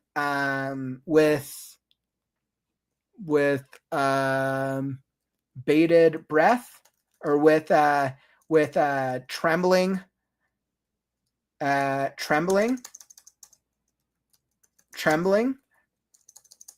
she said, I love you. With his final breath, he whispered, I never loved you. You suck, she cried. You suck. He cried back. Why did you do this to me? She roared as she slammed her fists against his chest. Okay, so this is just very, very brief example, right? We've kind of already made it clear that it's basically her and him. We've already made it clear. So the question is, every single time we add a dialogue tag, if a dialogue tag should be invisible, the dialogue should be able to speak to itself. when we're using a dialogue tag, it's basically pulling attention away from the dialogue. The dialogue should be, we should be able to highlight it. So trembling, she said, I love you. I was like, once again, I know I just added that, but it's just not necessary, right? We already had the setup from here. She knelt beside her heroes, tears dripped fluidly down her cheeks. I love you, right? With his final breath, he whispered, I never loved you. And I knew that this worked because with his final breath, he whispered. This, I think, is an action that's setting up this moment. And I think that paints a picture. And I think that actually does work. You suck, she cried. But is she cried really important? Because we know it's just the two of them right now. And technically, if we're alternating characters, which we're doing right now, you suck. You suck, he cried back. Now, we could go back and forth on like, okay, do we have the dialogue tag for he cried back? We could go back and forth, and then essentially we would just take it out and say like, all right, does that still read the same? It's not as good, so I would actually leave his there. Why did you do this to me? She roared as she slammed her fist against his chest. Now, you could go about this in one of two ways. Technically, she roared is a dialogue tag.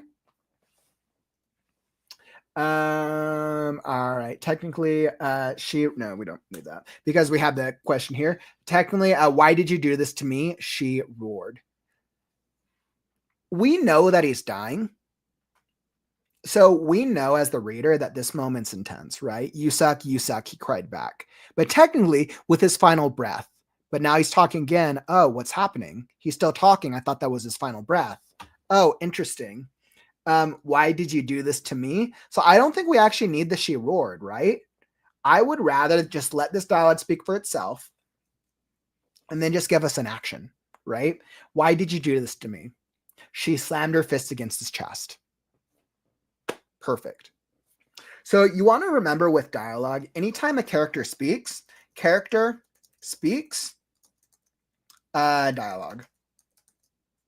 And then here's another rule, or we go dialogue, comma, said character, right? Or we could go dialogue, said character. Just because we're having another type of punctuation here, the dialogue tag still remains the same. Let's see. Or if we're going in between dialogues, dialogue, said character, then I would go into a new piece of dialogue, right? So I would technically need the dialogue tag for the first one, or I could do this the other way. Character exclaimed, right? Then I'm technically using the dialogue for the second one. With descriptive dialogue tags, like I said, I like personally doing things where I'm adding on descriptions into the tag, but sometimes it's just not necessary. Why did you do this to me? She slammed her fist against his chest. And then it's just really knowing when to use the dialogue tag, when to use the descriptor, and when to just start a new sentence. A lot of the times, my friends, you're going to actually be able to let the dialogue speak for itself. I think this is a much stronger sentence than she cried as she slammed her fist against his chest, right? I think it's just a stronger sentence. Absolutely. Much, much stronger this time. So I would say those are the biggest things with dialogue tags. I think the one thing you always want to keep in mind is the dialogue tag even necessary? If the reader would be confused and not know who's speaking, yes.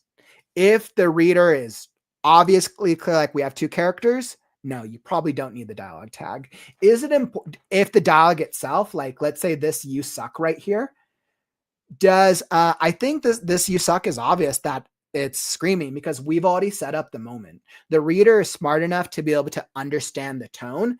I don't need to do this I don't need to add a dialogue tag here to do that. But he cried back could be important because we set up that it was his final breath. So now we're adding tension with the cried back of it. So I think these are just different things to think about as you're playing around with dialogue tags. Absolutely. Hey, what's up, Andy? Welcome. Yeah, tap the like button. Woo! Thanks for tapping the like button, my friend. Welcome, welcome, welcome. Liam, you're like, is there a rule for having dialogue tags and not having them? Or is it just a personal preference? Is there a rule for having dialogue tags and not having them? Or is it just a personal preference? Yeah, and I mean, I think, Liam, a lot of published authors will basically say that dialogue tags should be invisible. I think there's a personal preference for the types of dialogue tags. He said, asked, exclaimed, shouted, roared, like however you want to go about it. I think something to keep in mind is sometimes writers use dialogue tags that aren't really dialogue tags. I hate you, and comma, he cried out. Or, oh no, there's actually a really good one. Let me think. I had a really good example.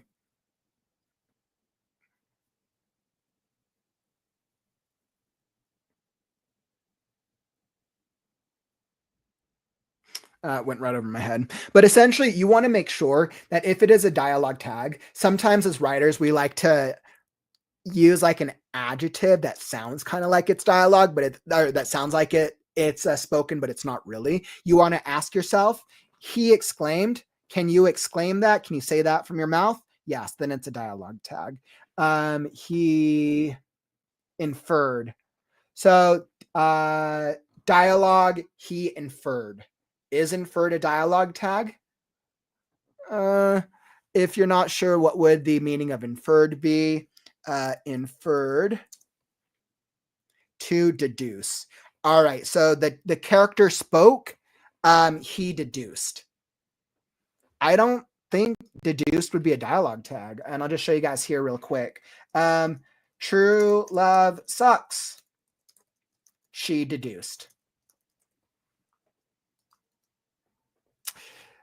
But so if we look at deduced, basically deduce or conclude from evidence and reasoning rather than the explicit statement. True love sucks. She deduced. Let me go to deduced meaning. True love sucks. She deduced. Deduced isn't really a dialogue tag. Like, you're kind of making it, but I think your sentence would be stronger by going, true love sucks. She deduced the villain had set them up, right? Just use the adjectives, use the description, the verb in the next sentence, right? Instead of trying to make it a dialogue tag. If we don't know who's talking, this would just be stronger by saying, she said, right? Or she exclaimed. If like we haven't set up who's talking, it would be better like this. It was, and then I would try to move away from using she again if I could. They had deduced, the villain must have set them up. They had deduced, the villain must have set them up. Right? So now I'm minimizing the word choice. I'm not using she twice. I used the dialogue tag because I didn't know that she was talking previously. And now I've used deduced instead of trying to make it a dialogue tag when it's not. I've now set up for just a new description or adjective. So I hope that helps just a little bit. There's so many, I think with like all the other rules, dialogue tags can kind of go back and forth. I think that the question I always ask is, why are you using the dialogue tag? The reason we use dialogue tags is to tell the reader who's speaking. That's what a dialogue tag is meant for. If you're using dialogue tags for other things, there's so many like style things we could do, but then why not just make it clear with the dialogue itself and then just add other descriptions? So there you go. But I'm glad that was able to help out though, Liam. Perfect, right? Mary, such a better description, right? I hate you. She punched him in the face, right? Someone could easily write, I hate you. She cried out as she punched him in the face. But I hate you. She punched him in the face. Clear, less words, doesn't need a dialogue tag. I think the reader can picture, yeah, clearly those two, the description or the action and the dialogue work hand in hand. Nice, nice call out, Mary. Yeah, I just watch for too many unnecessary adverbs on tags. Yep, writers like to add adverbs on tags all the time. I tend to be guilty of that on occasion, but it's just something to be aware of, right? I think like every other rule, there's times where you can add adverbs. But there's other times where like it just becomes excessive, and then you're pulling the reader away from the point of what's a dialogue tag to begin with. Really good call out, Mary. Really, really good call out. Awesome. So I think that was wonderful, wonderful, wonderful. So that was with our dialogue tags, making sure that our dialogue tags are not too descriptive. Okay. So with our dialogue tags out of the way, wow, that leaves us with the final two editing mistakes that most writers make. Wow, I can't believe I've gone through 6 already. Whew. Man, clearly I'm such a nerd when it comes to editing and writing. I love it. All right. So what we're going to do before we hop into the last 2 of the most common editing mistakes, I want to do a quick shout out. If you're not part of the WriteNow Discord, you should totally come join us.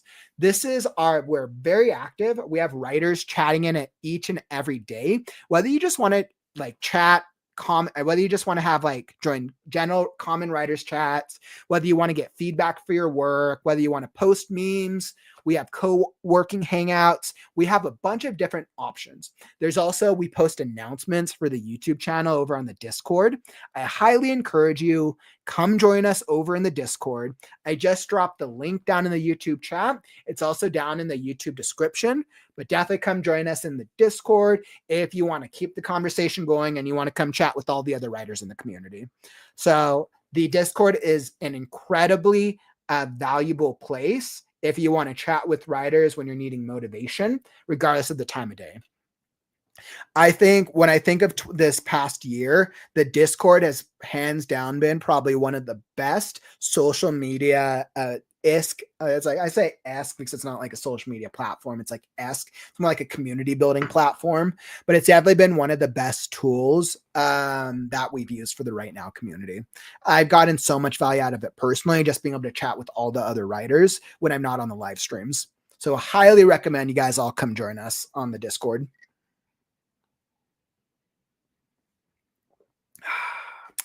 Okay, so, ooh, man. All right. Are you ready?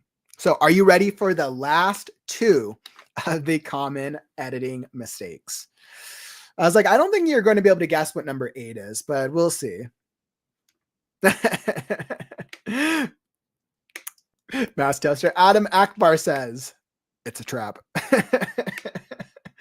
Oh man, I mean, I guess you could do that. I guess Adam Akbar says it's a trap. Yeah. If a character's speaking, always use dialogue. We don't get to see not parentheses. We don't get to see colons. Wait, I'm like.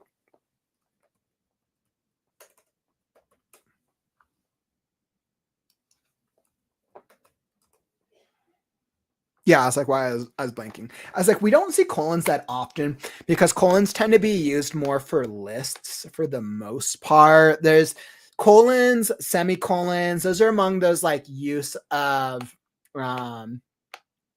it's that category of punctuation where like there's a time and a place. There's a time and a place for colons. There's a time and a place for semicolons. There's a time and a place for parentheses, but they're just not as common because they don't have as much of a use as the other ones do.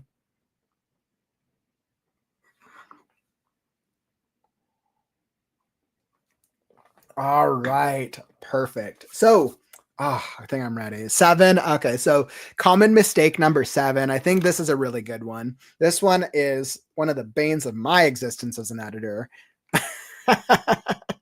Colonoscopy. So number 7 is definitely one of my banes as an editor, which is commas, splicing, and style. Whew, man. All right. So let's go into commas. So there are probably about 8, I would say common comma rules. There's about 8 standard comma rules. Probably overall, there's about 12 to 16 general comma rules for English, but there tends to be about 8, which are the most common. First off, let's ask ourselves this. What is a comma? What is a comma? Because commas are probably one of the most misused punctuation marks in the writer's toolkit. So a comma is based on this, is just based off what Google says, a punctuation mark indicating a pause between parts of a sentence. It is also used to separate items in a list and to mark the place of thousands in a large numeral.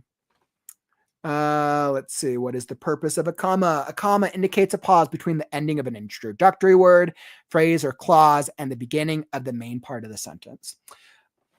Break it down into layman's terms. You're essentially going to be using a comma to separate 2 complete sentences or 2 complete thoughts, which both need to go together in the same sentence. All right. So, like I said, there's about 8 to 15 different comma rules. I'm not going to go into the full comma rules right now. That's not what we need to do.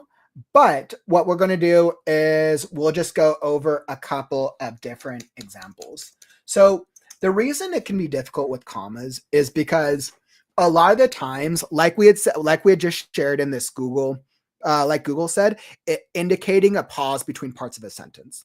A comma can be used for a stylistic pause, but then a comma also has to be used for one of the 8 to 15 different settings or different rules that apply to the English language. Trying to differentiate one of the 8 to 15 comma rules and then a pause in a character's style is the challenge. All right, so she ran to the store. She ran to the store and bought some milk. All right, so in this example, let me blow this up a little bit. She ran to the store and bought some milk. We do not need a comma in this because this is a complete thought. She ran to the store and bought some milk. Because she ran to the store and buying some milk, it is clear that this is all one complete thought. I'm just going to make this a super simple. If you ever want to like brush up on your comma rules, go Google top 10 comma rules and you'll be able to read each of the distinctions. But if you want to break this down and make it as easy as possible, don't use a comma if it's a single thought, right? If there's a single, it's technically a verb, a noun, and what's happening to our noun. If we are going to add a distinction, she ran to the store, but forgot to bring the wallet, but forgot to grab the piggy bank money. All right, so she ran to the store but forgot to grab the piggy bank money. Now, technically, this is a complete thought, but we have 2 different ideas here.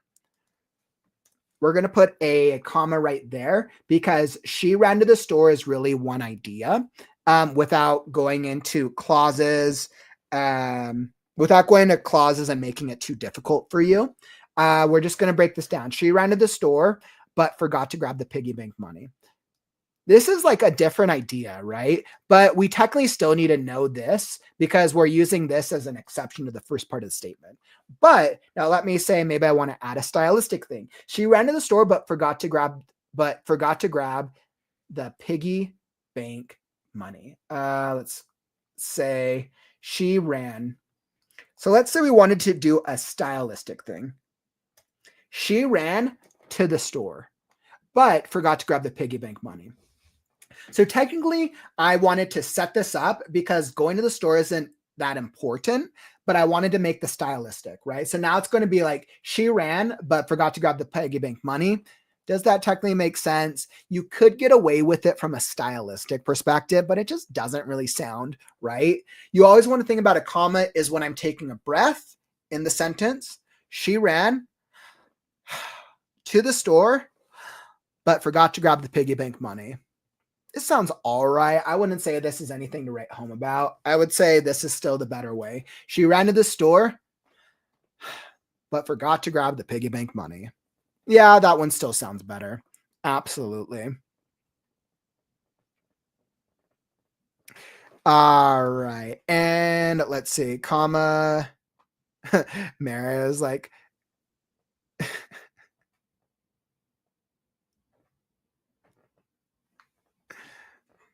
I know, mass test. I totally lost what the joke was. Mary was like, comma, chameleon, you come and go.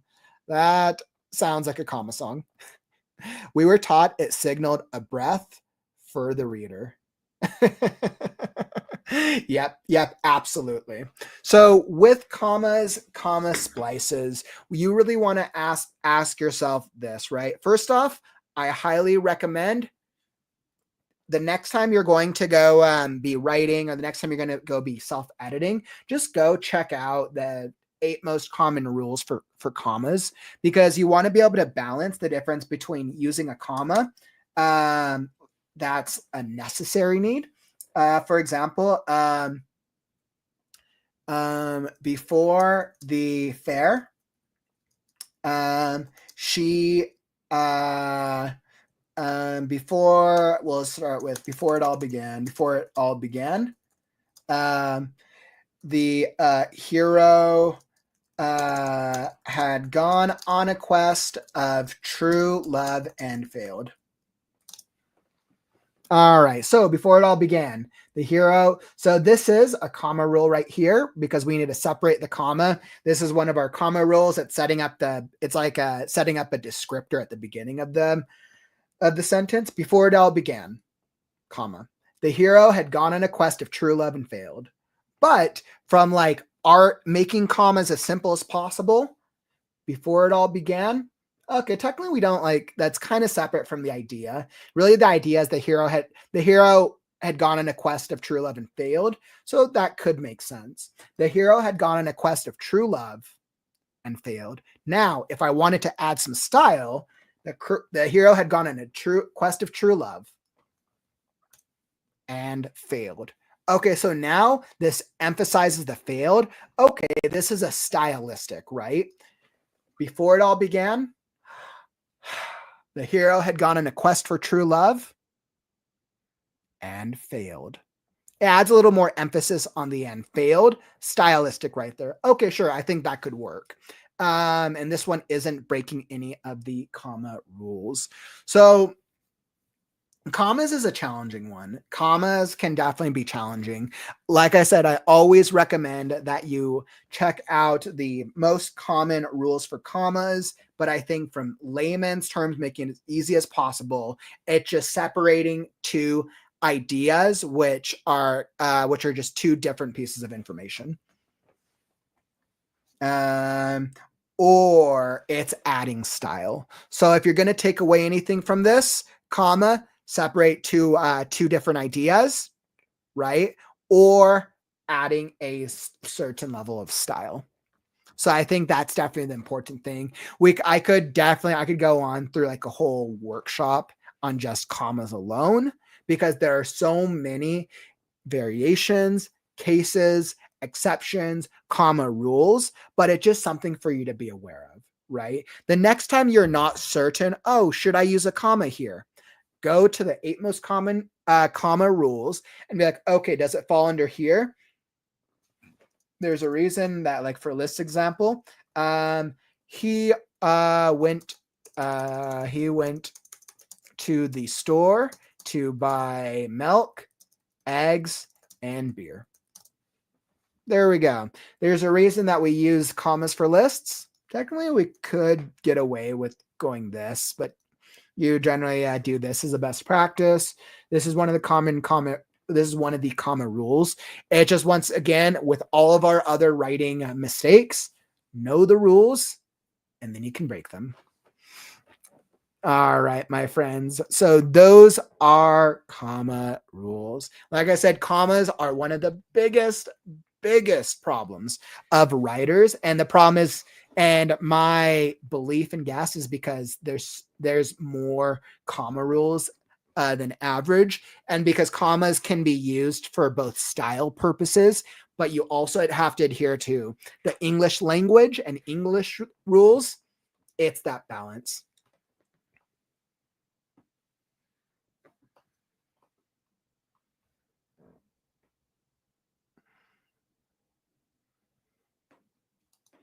Yeah, and this is the challenge, Mask. This is a good call out. So it's like, then with run-on sentences, this is where it becomes challenging. And this is what I'll share it with before I hop over. I see this with writers all the time.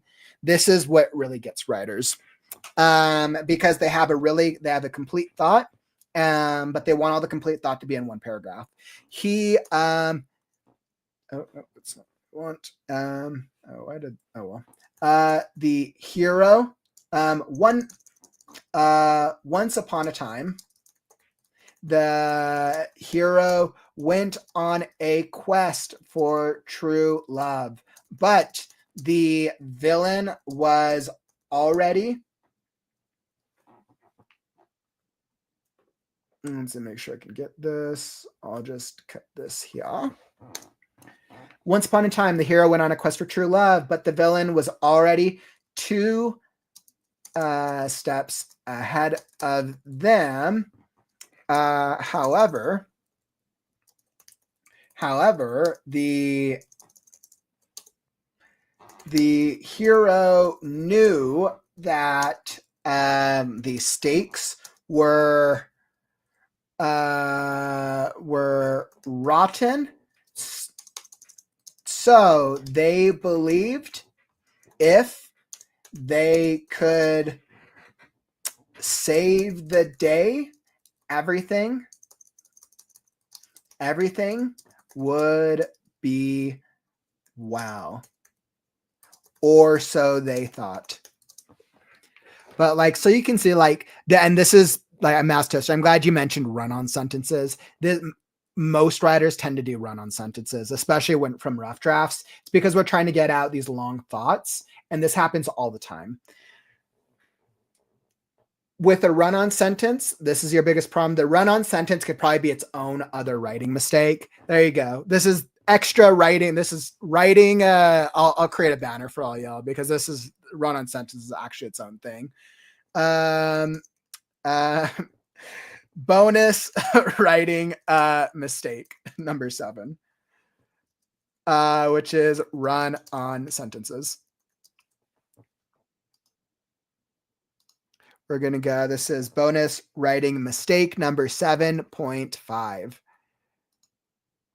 All right, there we go. Bonus writing mistake number 7.5. Thanks for mentioning it, Mass Toaster. But it really is run-on sentences. It really is. So you see in this example, once upon a time, comma, the hero went on a quest for true love, comma, but the villain was already 2 steps ahead of them. Now, technically, I'm using a semicolon here, so I'm just adding to the sentence. However, comma, the hero knew that the stakes were rotten, comma, so they believed if they could save the day, comma, everything would be well, comma, or so they thought, period. So sometimes writers can get away with run-on sentences. Absolutely they can. The problem is the more information you add on into a single sentence, the more you chance having the reader forget about what happened in the first part of the sentence. On this thing, we start off with the hero going on a quest for true love, and then we end it with maybe the quest for true love isn't what they thought. It's basically the more you add on into a single sentence, the more ideas you're compounding, which just might not be necessary. The question then I ask is like, okay, but once upon a time, the hero went on a quest for true love, but the villain was already 2 steps ahead of them. Why not, instead of just doing that, just make this another sentence? The hero knew word stuffing, because we are nowhere in the hero's head. So let's just go, the stakes were rotten. So the hero, so they hoped if they could save the day. So they hoped if they could save the day. And I'm going a stylistic comma here. The stakes were rotten. So they hoped if they could save the day, everything would be well, or so they thought. It's a little better. Like, you could get away with it. Stakes were rotten, so they hoped if they could save the day. You could probably do that. I mean, that one could go either way. The stakes were rotten, so they hoped if they could save the day, everything would be well, or so they thought. I think this just works a little better, because then the reader in the first sentence is like, all right, hero quest for true love, villain is ahead of them. Cool. Done with that information. Time for a new one. Time for some new information, as compared to trying to squish as much information as possible. So run-on sentences, do your run-on sentences sparingly. Obviously, you can get away with them sometimes, but if all of your work ends up being run-on sentences, your reader's just going to lose information. And then your reader's going to get halfway through the book and they're going to miss all these details and this cool foreshadowing, not because you didn't put it there, but because your writing style was relying much too heavily on commas and run-on sentences, and they just lost information. So thanks for bringing that up, Masp. That's a very, very good point. That was the bonus number 7.5 bonus writing mistake that I see with writers all the time. This one is actually so common. What's up, Esty? Glad you caught back. You're like, had to go make dinner, but left you up, came back, and you're still going. I going for streams at a time. Usually my Saturday streams, I usually end up going for about 3 hours on average on Saturdays. Saturdays tend to be hit or miss. Yeah. So I was like, the Saturday streams tend to be the longer ones. Sundays, when my podcast is running, which podcast comes back in January, those tend to be about 2-hour streams. But then during the week is writing sprints. So yeah. And just wait until the WriteNow-a-thon. Longest writing stream we will ever be doing, let me tell you. I was like, more information to come on the WriteNow-a-thon on Monday. But yeah, if you guys are wanting a long writing stream, just you wait. The WriteNow-a-thon is going to blow your imagination. We are going to be going for a record of a 20+ hour stream. So yeah, we'll see. We'll see how the WriteNow-a-thon goes when we get there. Will Kauffman survive? Well, he won't. Only time will tell. SD, thanks so much for bringing us dinner. I really appreciated it. I knew it was time for the dinner break. Made bulgogi pork fillet with roasted carrots and limoni rice. Sounds healthy and tasty, actually. Yeah, Mary, that was actually a good call. With the stakes being so bad, they could only hope to save the day. Even, Mary, with the stakes being so bad, they could only hope to save the day. Even with that, I would get rid of they hope. With the stakes being so bad, they could only hope. They could hope. They only hope. They could only hope to save the day. Yeah, actually, I think that could work. Actually, yeah, I think that could work. That would be another good alternative. I know. So wait till we get to the WriteNow-a-thon. Woo, man, more shenanigans to come.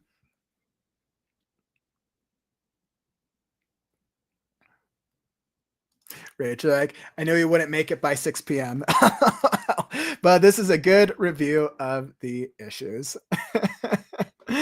Oh man, I was like, what time is it? What is? Yeah, I mean, we're doing pretty good. We are at what we're about to hit about the 2.5 hour mark, and we're about to hop into our last one while we're enjoying dinner. So I think dinner is definitely very clearly a good one. So very, very much. Yeah, it sounds like everyone's on the dinner vibe already. I was like, well, I still got a few hours for dinner, but I eat later. So everyone's having some good meals out there, which is why now's probably a good time as we transition. Man, you guys are all making me hungry. All right. So, writing common editing mistake, writing mistake number 8. Can you figure out? Any guesses first off? So we're moving on to the last one for the 8th common editing mistake. Can you guess what the biggest editing mistake that I generally see most writers struggle with? Can you guess? I would love to hear you drop a comment. What do you think is the biggest common editing mistake that all writers make? And this one, we're going a little bit bigger scale with this one because this is kind of something that writers take for granted. But this is something that all writers deal with at all stages of the writing process. Oof. Oh man. And for those of you guys who've been with me so far, 7. So we went through head hopping, white room syndrome, excessive character descriptions, broken plot lines, word stuffing, descriptive dialogue tags, commas, and then our bonus run-on sentences. So we've gone through technically 8 common editing mistakes so far, and we're about to go into the last one.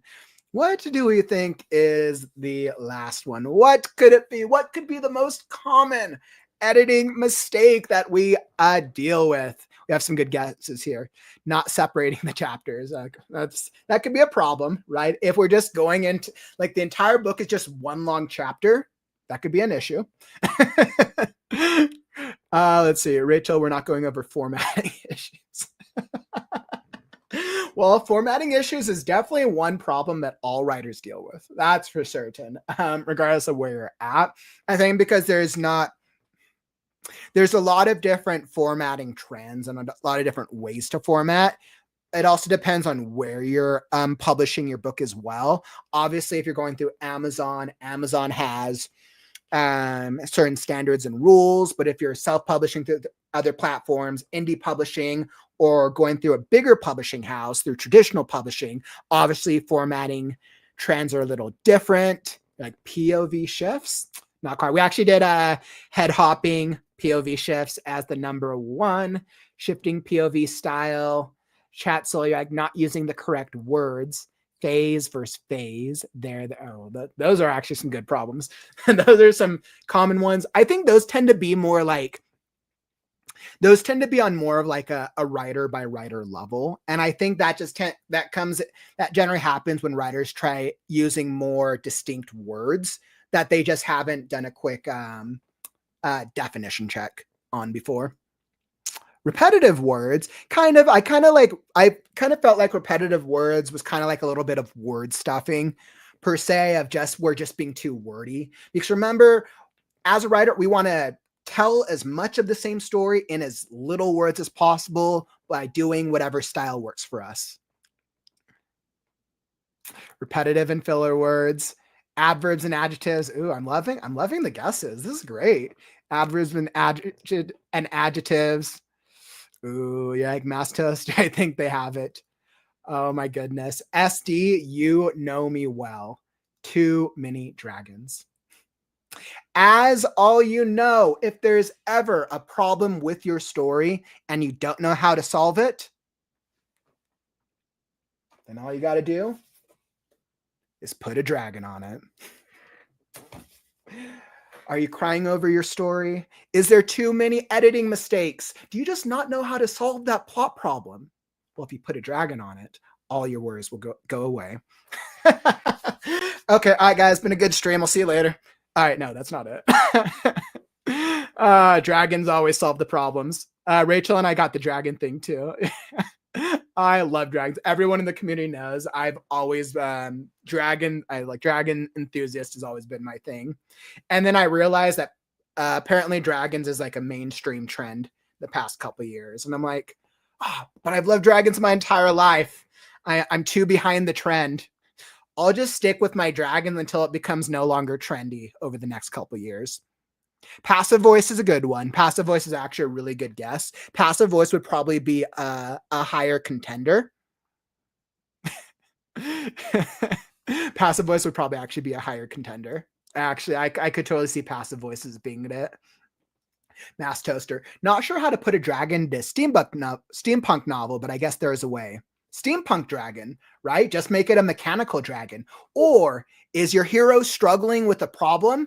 Then maybe you need to put a dragon so that way they're dealing with the dragons of the mind. Does not always have to be a green dragon flying around with wings. Exactly. You're like, OG dragon lovers unite.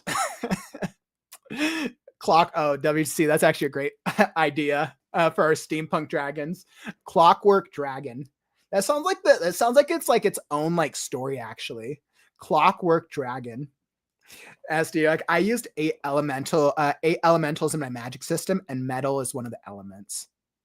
Yeah, I mean, metal as an element is actually really cool. Metal as an element is really, really cool. I was like, I'm trying to think of how many elements that I used in mine. I think my magic system has either. Yeah, actually, I want to say I think I did 8 for my magic system too. Mine's also elemental based with Scarecrow. Okay. But without further ado, so the number 1 most common editing based mistake. And the reason I wanted to do something different is because I know you guys can guess all of the ones. The biggest mistake that all writers struggle with is dealing with the right editor. The editing process can be very expensive. The editing process can be very challenging. We all have to edit our stories, right? Sometimes we end up becoming the editors for our own stories. Sometimes we end up hiring editors. You guys know what I've said, right? Hire an editor eventually. If you can invest the money in your books, cover designer, editor. Those are the 2 things you should invest in. And that's generally recommended by most professional authors. It pains my heart every single time I talk to writers and they tell me about their editing experience with just other editors out there.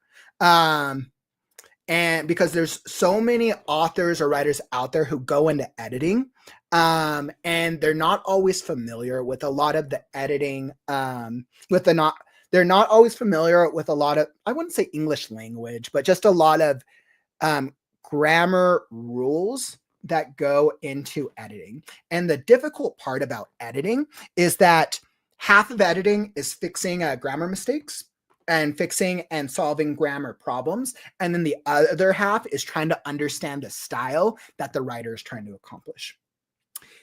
Editing as a whole is something that every writer faces. If you are yet to publish your first book, or maybe you're working on publishing the first couple books, you're probably trying to cut costs down and do a lot of the editing yourself. And that's all right. The challenge, and this is the thing every writer faces, when do I hire the editor? How much can I do the editing myself? Because let's be real, editing is expensive, right? If you struggle with building plots, if your problem is like, okay, you know what, I'm great at characters, but sometimes I struggle with maybe like some parts of my plot don't make sense. Developmental editing is the most expensive, right? And technically I need that to get the story to a great place where readers will love it, but I don't have the money for that, right? Especially most editors will charge from a per word rate.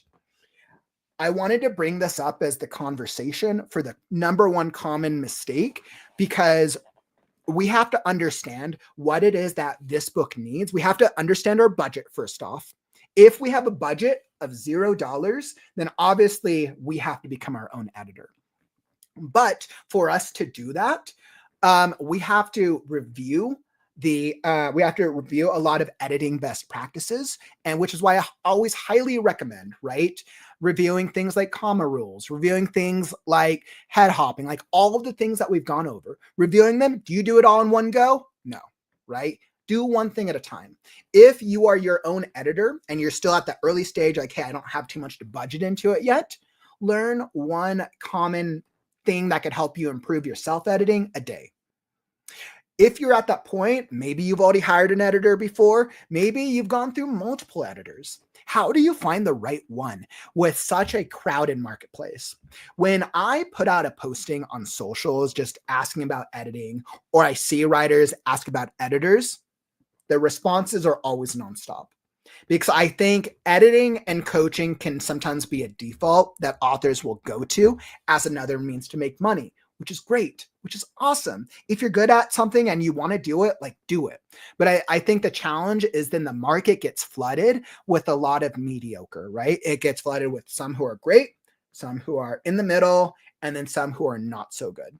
And then what we end up seeing is end up seeing a lot of these published books where there's a lot of editing mistakes, but the common reader, they don't know the 8 rules of commas. The common reader might not know what head hopping is or switching POVs are. When they're reading through it, they will probably get a sense of certain things if they're getting confused, like, okay, whose character head am I in? Sure, I'm not going to know that this comma doesn't make sense. But what's going to happen over time is then more readers accept mistakes with grammar mistakes as status quo. And then it puts more published books out there that just diminish the overall quality of the end result. And as such, it makes it more difficult for writers to determine what constitutes a good editing experience. What should an end product look like that is edited in a way that's accurate, that is going to help me tell the best story that I want to tell. And the truth is, depending on how well you know your writing, right, you should be able to at least make the distinction of what type of editing is best going to serve you. If you know as a writer that you suck with plots, you suck with plot building, you suck with making the things all the way, you probably do need a developmental editor. But let's say, like, hey, I'm great with plots, I'm great with that part of the storytelling, but I end up using too many words in my storytelling. I end up using too many run-on sentences. I suck at being too wordy. Thing is, you can fix that, right? You can do that review yourself. Realistically, that is a line edit, right? You're going to need somebody to go through and cut out all the words, but you are able to do those aspects yourself. You have to train yourself on how to do those editing things, which is why videos like workshops like this are designed to help you be able to improve your own editing expertise. So that way you can cut down on the amount of time that you have to, you cut down on the amount of time when you're writing, so that way you can improve your writing output. Then when you're editing, you're less likely to make the writing mistakes. You're able to solve the editing problems a little easier. And then when you get to that stage, when you're ready to hire an editor, then you have a better idea of what type of editor that you need. Because I mean, if you go through a traditional publishing house and let's say you go through traditional publishing, right? And we go through all the steps, right? Alpha reader. Let me make sure I got all these steps at the top of my mind. Alpha reader, developmental edit. I want to say technically next it would be a line edit, beta reader. I mean, technically go copy edit would probably be after the beta reader, copy edit, proofread. And I think those would be the 6 ones that come to the top of my mind. Imagine trying to pay for all 6 of those, right? On 0 budget when your book's making no money. Like, that sucks. That's not realistic, but like that is technically an industry standard that you should go through all those things. And then there's even other ones. Those are just the 6 that come to the top of my mind, but this is just something to think about, right? I really want you to think about what are the types of edits that your work needs. And if you have the budget for it, invest in those types of edits. If you don't, then teach yourself the skill to become better at that type of editing. A lot of writers hate editing, and I understand why. Editing, of all the surveys I've done, editing is the number one thing that like writers do not like. Because editing, a lot of writers think of editing as like, okay, it pulls me away from the creative side. I don't get to do the storytelling, and then it ends up becoming work. I like editing because to me, it's a puzzle. I like puzzles. For me, it's trying to solve it. And trying to understand what is the vision of the writer and how am I best serving, how am I helping them to best serve the story they want to tell. The biggest mistake is doing nothing. Yeah, absolutely right. Doing nothing is definitely a problem. Is copy line editing the most expensive? I heard that is the one where they do word for word. It's a mix. Technically, it depends on where you go to. Technically, developmental editing can be, it's either developmental editing or line editing can be the most expensive. It really depends on where you go. Line editing, I would say, is probably the most, because line editing is a word by word. Line editing is going every single line in your story and making sure grammatically does it make sense, stylistically does it fit the style. Yeah, line editing, I think, tends to be the most expensive. But let's say you're writing a book and the midpoint doesn't make sense, the climax doesn't make sense. Technically, developmental editing then could really give you a run for your money because there's just more problems. Yeah, exactly. So it's like I've seen developmental editing charge more. That's why a lot of the times editors will, and this is something that I moved to myself. Essentially, if let's say somebody reaches out to me and they're like, hey, you know what, I want you to edit my book, right? If I based it just off the word count, I could be setting myself up for failure if I don't understand their writing style, right? Let's say that somebody gives me a 60,000 word book that needs we'll just say a line edit, right? I'm going to go every line by line of the 60,000 word book. If the writer has been writing for, let's say, a couple years, their writing skill and their writing technique might not be very high unless they've invested a lot of time into learning it, as compared to a writer who's gone through a college education and has been writing for 10 to 20 years. The amount of time it would take me to line edit a 60,000 from the differing level of experiences could range between a 20 to 30 hour project to a 40 to 50 hour project. And that's purely just based on the writer's expertise. So that's why what I do, and this is a pretty common practice in the editing industry, whenever somebody requests to get a book edited, usually I'll offer a sample, right? Because the sample tells the client, tells the author, this is what you can expect from my editing experience based on the type of editing you're looking for. And then it also tells the editor, this is the writer's style. So I can tell based on their style how much shorter or longer it's going to take. I am of the belief for all types of work that everybody should be paid fairly, but payment doesn't always have to be money. We always assume payment is money. Sometimes it is. It absolutely is. But especially if you have a lower budget, sometimes then we can go into the alpha reading, the beta reading. Sometimes we can do tradesies, right? Go find somebody out there who also needs an alpha read of their book. Or think about the skills that you're good at. Trade your skill for somebody else's skill, right? Let's say your book needs an edit. Go trade it for maybe somebody else. Maybe you can find an editor out there where they need website design services, right? Trade skills. It doesn't always have to be money. So I think that's something very important to think about. We always just assume, oh, editing, cover design, I have to pay money. Not always the case. You just have to get more creative and clever, and you really have to just go out there and find the right editor for you. Mary, you're like, the cleaner the manuscript, the easier and possibly cheaper the edit. If you can, use your library. There are loads of great books on writing, what to do as well as what not to do. Absolutely agreed, Mary. Very good call out. Yeah, absolutely. There's definitely different types of edits. Now, some editors do different styles. Like I personally do copy edits, line edits, and not copy. I do line edits and developmental edits predominantly from the editing side of it, while also offering alpha and beta reading services.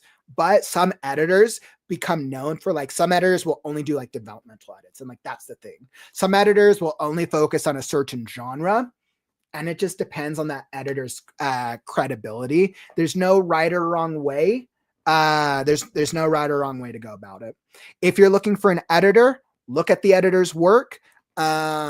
Ask and especially ask for a sample, so that way you can kind of get a sense of, okay, if I'm going to pay this amount of money, this is what I can expect in return. You should definitely always be getting a sample from an editor before you pay for anything, for sure. Unless like they have a very clear social presence. And I mean, that's something I try to work for towards myself, of like, you guys know who I am. I try to be very upfront about my skill, but not all editors like that. There's very, very few editors out there who have been streaming for 340 days. So, right, you need to get some type of credibility, and that credibility can come in different forms. That's really what it comes. You have to understand their credibility and their expertise, and it comes down to you. How do you understand their credibility and expertise? Some writers, some authors will only go for editors who edit in their genre only. Some authors will go for only editors who only do a certain type of editing. Some authors will go for editors who do a range of things to save money. It depends on what your goal is. But what I can guarantee you is, if you go onto Fiverr and you have a very large manuscript, let's say you have 60,000 or 100,000, and you're paying like $50 for an edit, you're probably not going to get very good quality. I'll just be real with you.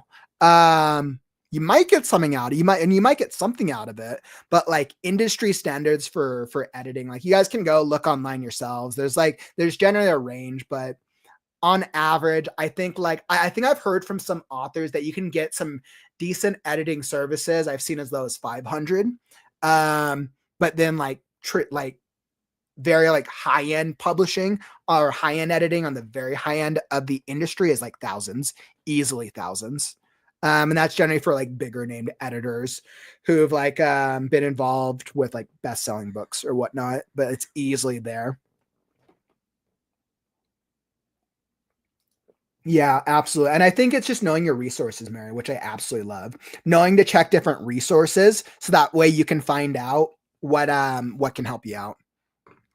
Kara, you're like, the problem I run into as an editor is clients wanting me to speed run a manuscript that needs a lot of fixing. I have one client who hires me for line editing regularly. The client's work could use a developmental edit, but this isn't what they hired me for. I do make some developmental edit suggestions, but I'm concentrating on line editing. So, Kara, I actually have a great recommendation for you. This is something I see myself. First off, whenever you start like client work, you should clarify what the timeline is.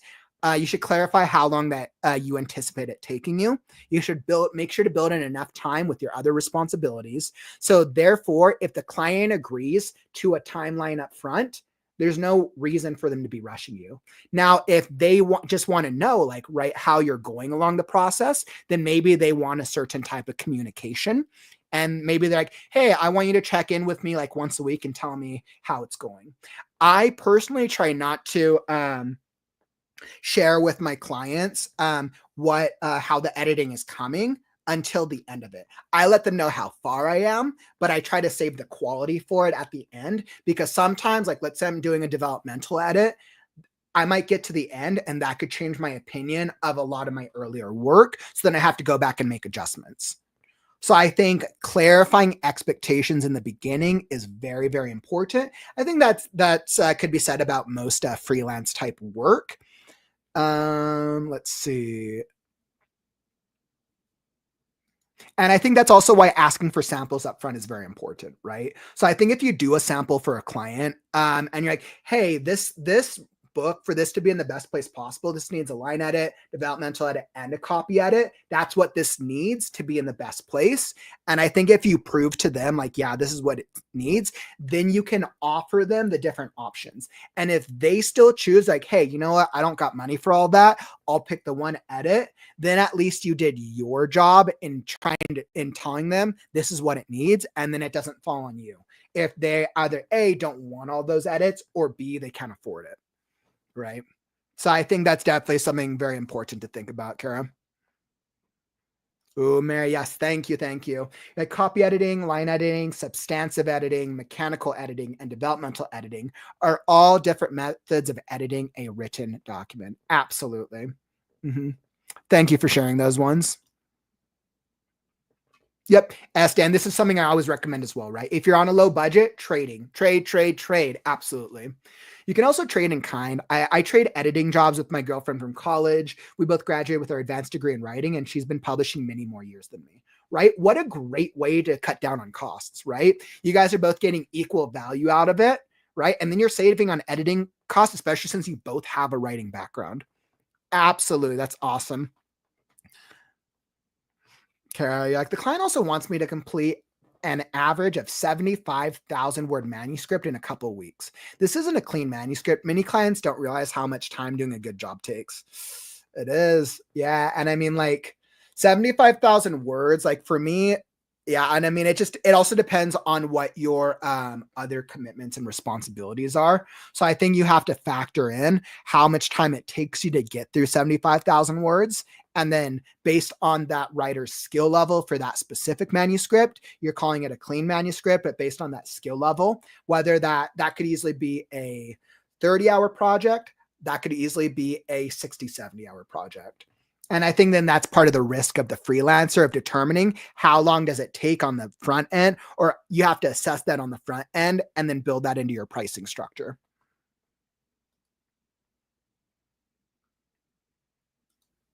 Yeah, absolutely.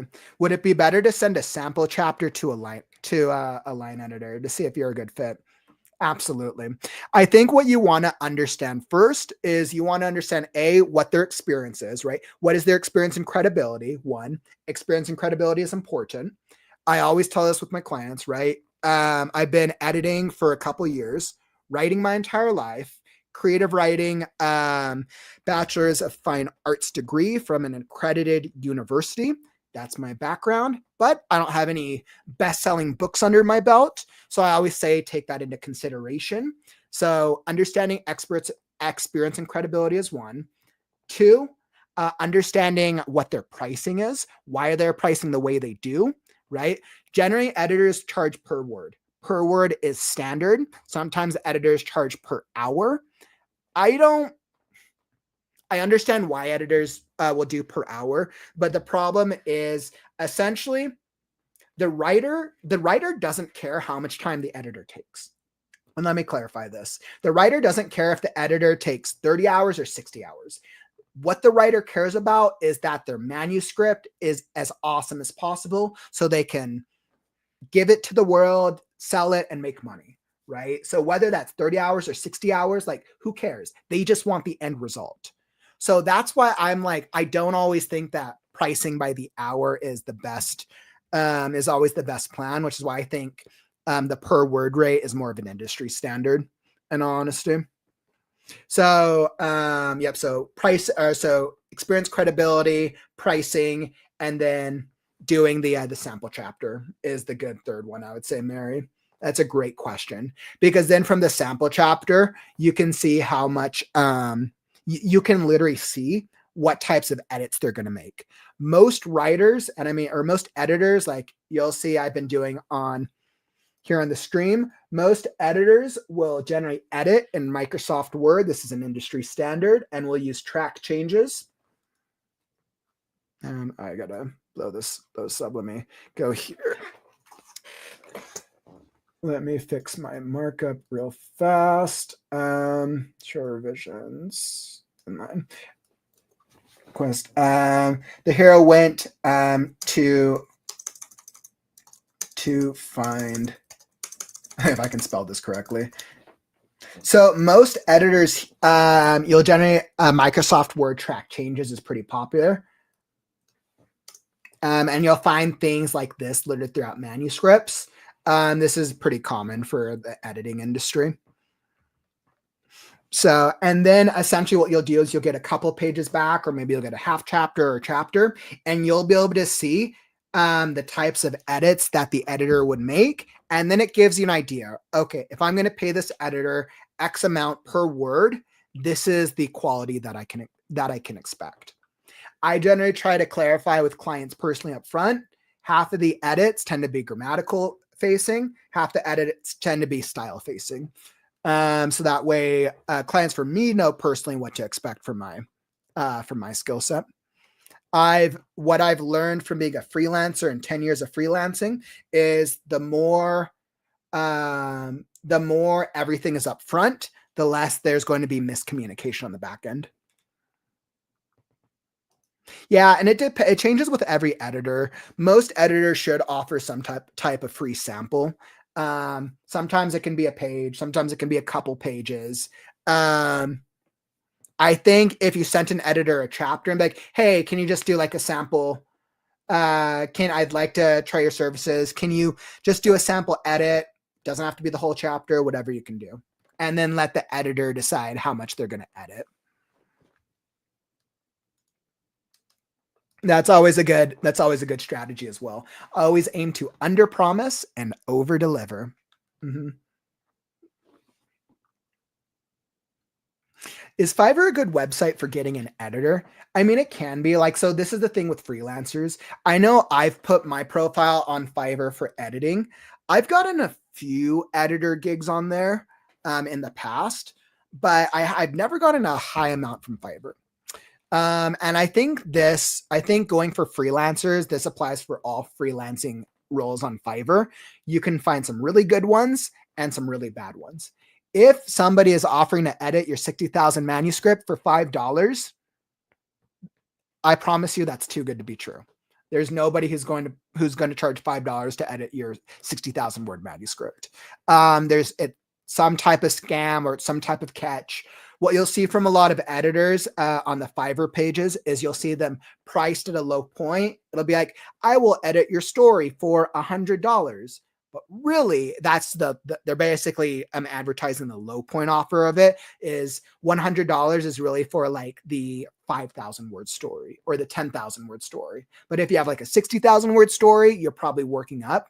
You can find good freelancers on Fiverr. You just have to research. Always look up reviews of people. Reviews are always good. There's a lot of different ways to go about looking for good editors.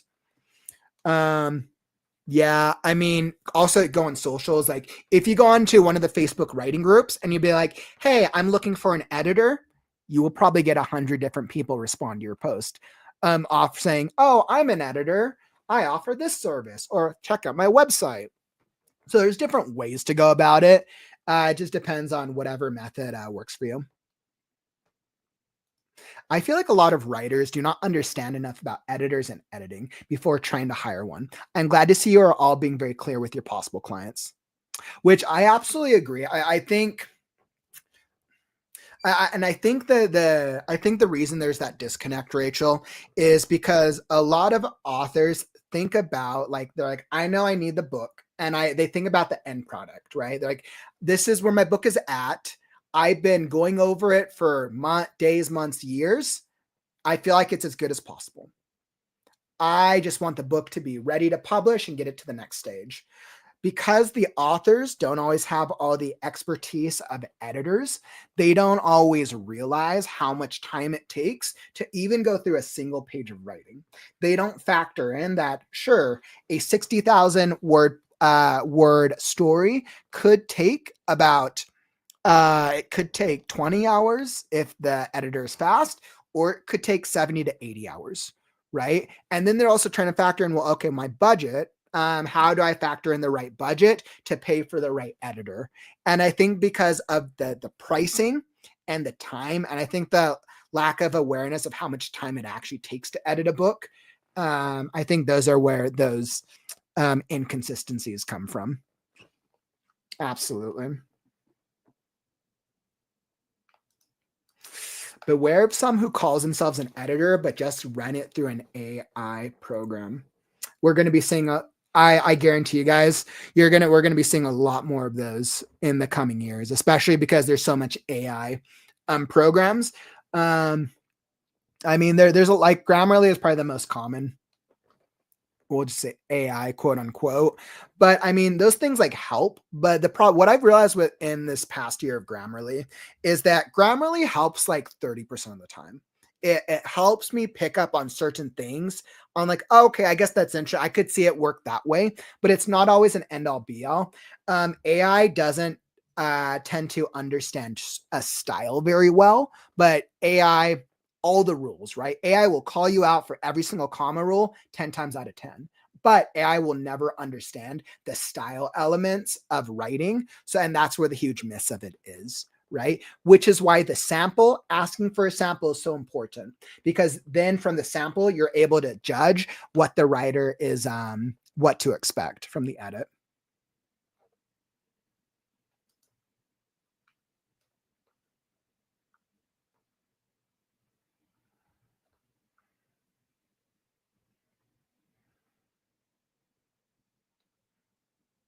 Yeah, great response, WTC.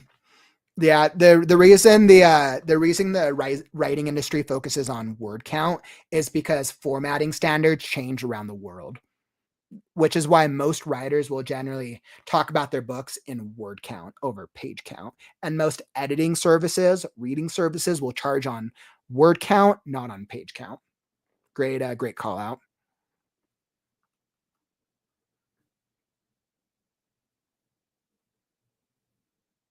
There are, right? And different genres, or this comes down a little bit more down to readership. Readers have different expectations with genres. For my genre, for fantasy, readers generally expect 90,000 to 120,000 word counts on average from the average fantasy book. Fantasy series, readers are more willing to join for longer word counts, 100,000, 120, 140, 160, once they get further into the series, because the author has set up the first book. They've done well enough to pull in the reader. So the reader's like, yeah, I want more. A reader thinks more words means more cool characters, more cool story, and more cool ideas that I get to now go live in through that book. But the reader has set up that expectation, or the author has set up that expectation in book one. Completely agreed. Whereas romance genre tends to be a little shorter. Romance averages, I want to say romance can be 60,000 to 100 depending on it. Romantasy is the most popular like subgenre right now. That tends to across both of those, but I think it's just different expectations, right? You could also argue maybe it's just the average reader's like amount of time they have to read. Maybe the type of people who read romance tends to be a completely different style person than fantasy, right? And I think that that's something to keep in mind.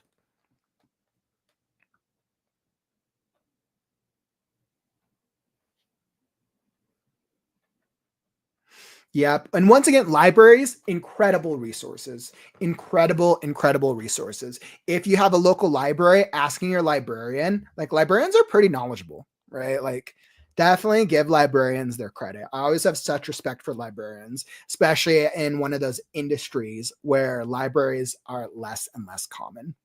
Absolutely agreed. You're like romance plus fantasy equals my very big novels, 185,000 words. Woo, man, that's crazy. Those are some big ones. That's some good word count. My guess is you probably set up, and this would just be a guess, as Steve, but my guess is you probably set up lower word counts in earlier novels. Well, okay, one of two things. Either A, the 185,000 word is a book that's later on in the series, or option B, you've already set up a readership and you've built in the expectation that you have bigger word counts in your as an author. So you've set up either an expectation with your reader base, or you've set up an expectation for the series that you're writing. So you're like, librarians rule the world. Yeah, completely agreed. It's the second book. The first was 141. 141. Okay, so you went from 141 to 141. I try to hit the plot beats for both fantasy and romance, which that's romantasy there for you, right? And romantasy is definitely its own subgenre. There's a reason romantasy is very, very popular right now. I'm personally not super familiar on romantasy trends right now because I don't really write too much in the romance aspect. If I were to go down a subgenre, I would go down what is it? Fantasy, sci-fi. My cross genres tend to be fantasy and sci-fi. Personally, fantasy. I forgot what it was. I think it's fantasy. I forgot what science fiction fantasy, but I'm not surprised for that. Fantasy romance though, or romantasy, those word counts could be bigger, so I wouldn't be surprised by that. Absolutely. Yeah, sci-fi fantasy. I felt like there was like a clever name for it, but I just couldn't remember. All right, my friends. Like, this was an incredible conversation. Absolutely incredible conversation. I have had so much fun going over the 8 most common editing mistakes with you all today. Make sure that if you enjoyed the stream, tap that like button on your way out. Help me show the algorithms that writing streams are cool. I'll be back tomorrow for another daily writing sprint. I'm keeping our Sunday super casual because the WriteNow Thon is coming up in a few weeks, and we got some huge announcements. We're going to start advertising for the WriteNow Thon next week. So if you want to be learning more about the big things that are coming to the channel, make sure to come back on Monday. Monday is our update stream where we're going to be talking about what's going on with the WriteNow-a-thon and some other exciting updates for the WriteNow community. Or you can come join us tomorrow if you want to just get some more writing sprints in. Same time, 1 p.m. Pacific, 2, 3, 4 p.m. Eastern. I'll be here. Let's do it. But I appreciate you all, my friends. It's been a phenomenal stream. I love bringing these specialty workshops every once in a while.